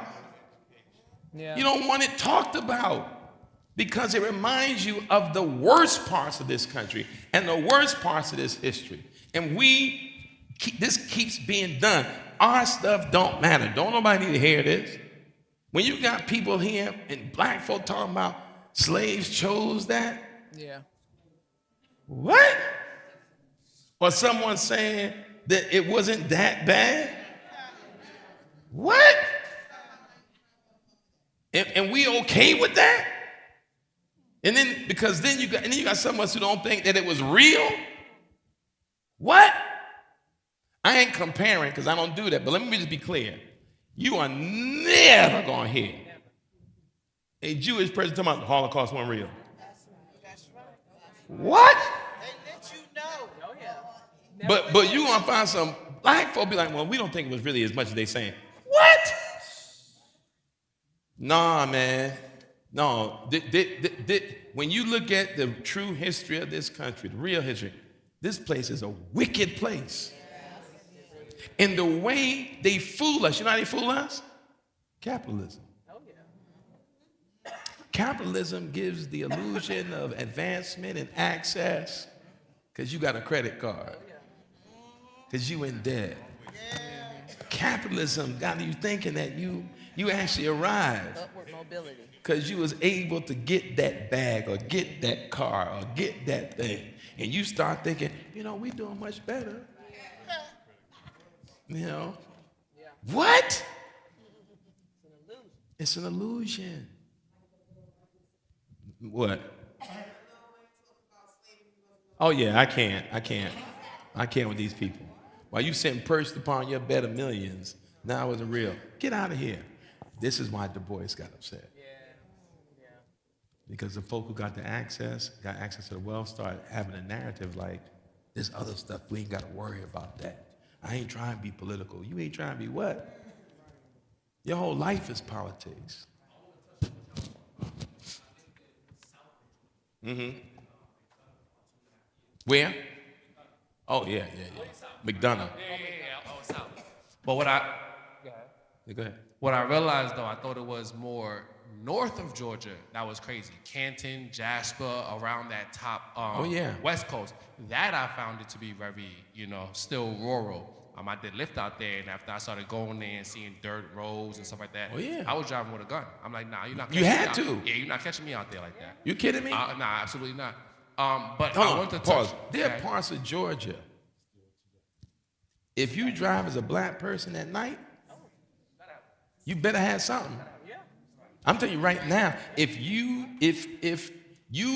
gas up before you drive through. Sundown town, babe. There are still sundown towns in Georgia. Mm-hmm. But y'all talking about ATL though. You know what the sundown town is? You know? Yeah. Okay. Where sundown town is when that sun go down, black folk better not be out on the street. Be on the street. Yeah, but it was in a movie because it's based on real life. Across the South, to this day. To this day. There are still sundown towns. Absolutely. Where you ain't gonna see no black, they will tell, don't be on these streets at night, right?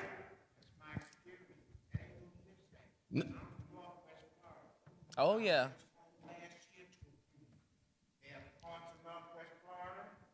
Not after dark. That's right. Yes, today. Not after dark. That's right. Today. Sundown is real. It's To- still happening. Today. Nassau County, New York. Oh, I know. I grew up out there. Yes. Coming through there, the police are circling the block. You ain't lying. Going all the way through.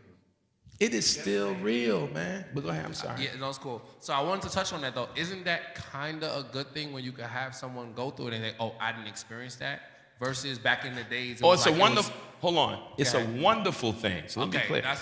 It's wonderful. But what? Hold on. Watch this. What did Jewish people say? Never forget. That's my point. I believe it. Yeah. Because you can go through there and be like, "Oh, this is cool," but don't forget That's the right. ground you walk on. That's right. That ground is filtered through the blood. Of your great grand who gave their life for the wealth of this country. That's right. See, I can't forget that. So that no matter what you try to say in terms of progress, I accept progress. I want progress. But don't let progress come at the expense of your dignity and your knowledge of your history. That's good. Yes.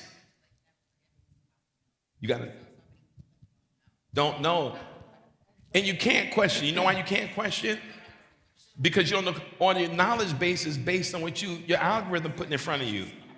Yeah. So you base your knowledge on what the algorithm is giving you. And so, you're not going to know these things or know to ask the question. You're going to sit around here. We got to get out here. But you're going to sit around here. You're going to sit around here thinking, Alisha, you know what? Maybe, you ain't been nowhere. Not you, but I'm telling you, talking about, you know what? I think there's something to it because I see all these videos about aliens building up stuff in Egypt. No, there's people who believe that. Because it's all over social media. The aliens came and did it. Now, at first, I would laugh like, this is ludicrous. When I went there, I understood it then. See, you would rather create narratives that aliens came from another world to build a pyramid than to accept that black folk had that kind of ingenuity and genius. It can't be them. Well, how is that hard for you to believe? Who built this place? But when I got there, I was like, I get it. It's incomprehensible and inexplicable, the things you see there. And it's inexplicable not because I don't believe black folk, because it's like, my God. You know what it is to find that people like you built something 5,000 years ago and they don't know how, they can't replicate it today? Don't know how to do it and don't know how it was done? We taught all the technology we got and all the ingenuity we got, still perplexed at how these folk built the stuff we saw. To this day, it was one of the most empowering places I've been in my life, but it fortified me even more. I was like, I see why they don't want us to know this. I see why they want us to know our history. I see why they say Egypt is in the Middle East and not Africa. All this stuff they got us convinced of. If you never go, you assume and accept it. And if you don't look at a map, I remember years ago, and I heard that Egypt was Middle East. I remember looking at the map, wait a minute. That's Africa. Right? Place you heard, Casablanca. That's Africa. Like all these things are Africa. Can I give you something else that's Africa too? Huh? Libya. Gaddafi. Africa. Like, it's crazy, man. But this is why, I'm going to say this. This is why, and this is our last word. I got to be done, Alisha. Hold on. Leadership is prophetic response. These last two lines. Real leadership, from Du Bois's perspective, does not simply soothe power, it challenges it. Black leadership must speak truth, not merely seek acceptance. You hear? You gotta stand on truth. And that's why we gotta keep having these conversations and keep reading these books and keep talking about this. I mean, I knew he was gonna get off because that chapter on Booker T. Washington is really critical. I didn't think we were gonna get past it because of the different pieces that's still alive today. That kind of schism is still here. There are a whole lot of folk who are accommodationists today, who we put up on platforms and prop up, right?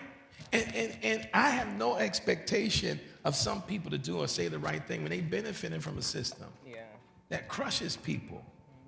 But we sitting here in Central Harlem. We sitting here with all this potential prosperity, and the poverty rate is crazy. Right? We in Harlem, 2026, and black people represent 50% of this community now. Right? This legislative congressional district is 53% Latino. But watch this. What we miss is we would start being antagonistic towards one another versus understanding, hold on, wait a minute. Let's cut through this stuff and find out where we are bound together. And no matter who in position, if they're not supporting the interests of what Jesus said, the least of these, get them out. This is a precarious time in our country. When one man can decide one day, hey, let's go bomb Iran without consulting Congress. It's unimaginable what we're watching happen right now. We're actually watching the disintegration of the Constitution of the United States. This is deep. And we sitting around here, not even thinking about it to that degree. Don't understand the ramifications of it for the generations after this. Right? And you start watching enrollment in a lot of these schools of black students. Applications for HBCUs. North Carolina A&T got 48,000 applications. Hampton went up. Spelman, oh, forget about it. But something is happening. And I'm not, I could be here all night, but this, I'll close with this, and I'll let you get the last word, Alisha. This Du Bois, Booker T. Washington thing is more important than we think, especially in 2026. These two different approaches is not the approaches, it's what Du Bois would say, what do we surrender to get access? What are we surrendering? Because in reflection, that looking past Du Bois and Booker T. Washington, for the name of access, you talked about it. What was destroyed? As you alluded to, running highways through, in the name of what? Urban renewal. Destroy black communities. Right? In the name of progress. Oh, Rob Moses in New York, forget about it.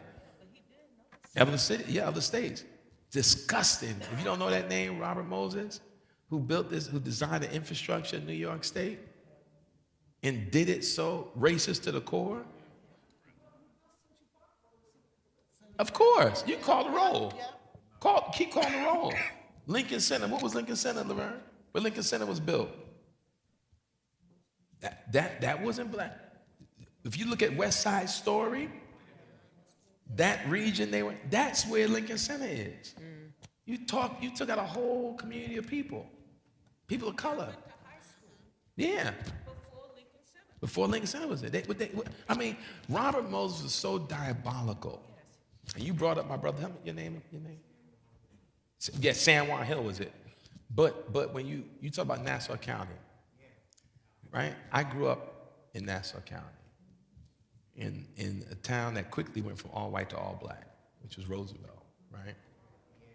And the interesting thing that Robert Moses did in Nassau County, if you ever drive out there, anybody driving out Southern State Parkway, going out to Nassau County, okay, if you ever do that, you'll notice something. When you drive, there are overpasses, little bridges that are low. The little half thing are super low, right?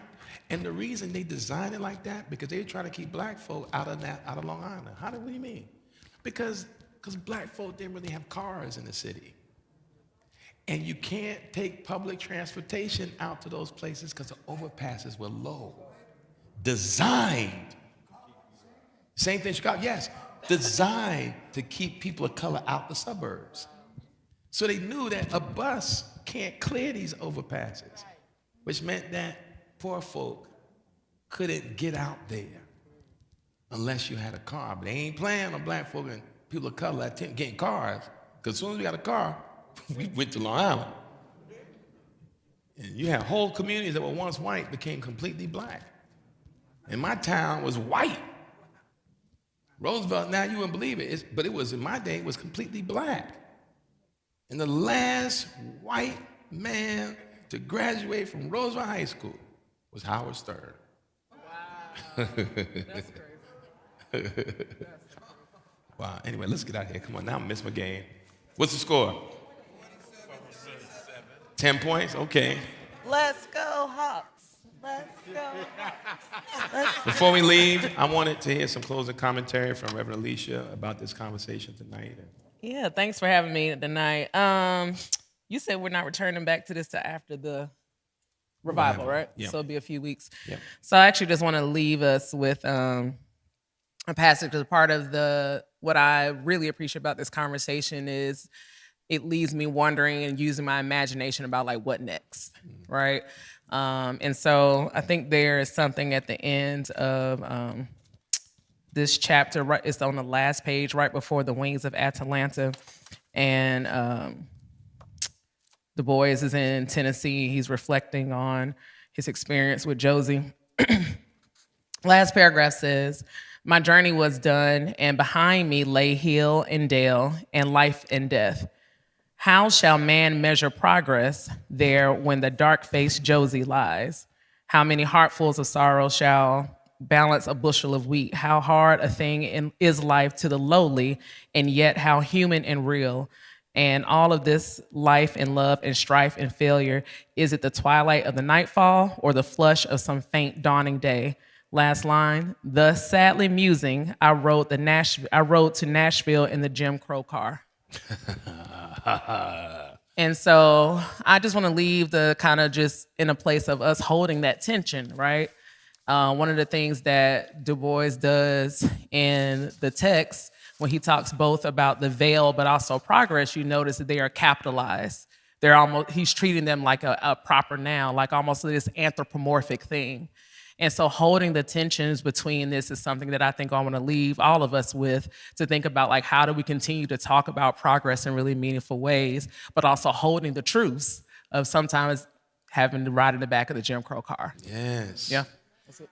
Beautiful. That is beautiful. That's it. That captures it in a nutshell. How do you measure progress where your humanity is not honored?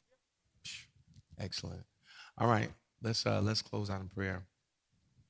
God, we thank you tonight, oh God, just for the ability to come here and have this conversation. God, we don't even take this lightly, because we know that these conversations are not happening in mass. So God, thank you for the opportunity to just share and learn. Thank you for the ability to look at books and not feel that somehow these are disconnected from who we are as believers. God, thank you for this space. Thank you for this gathering. And thank you for all that was learned tonight, all that was said, all that was shared. Because, Lord, the truth is we got a lot of work to do. And it surely becomes even harder when we are uninformed. Thank you, God, for this reminder tonight. We love you, Lord. And it's in your name we pray. Amen. All right, have a good night, y'all.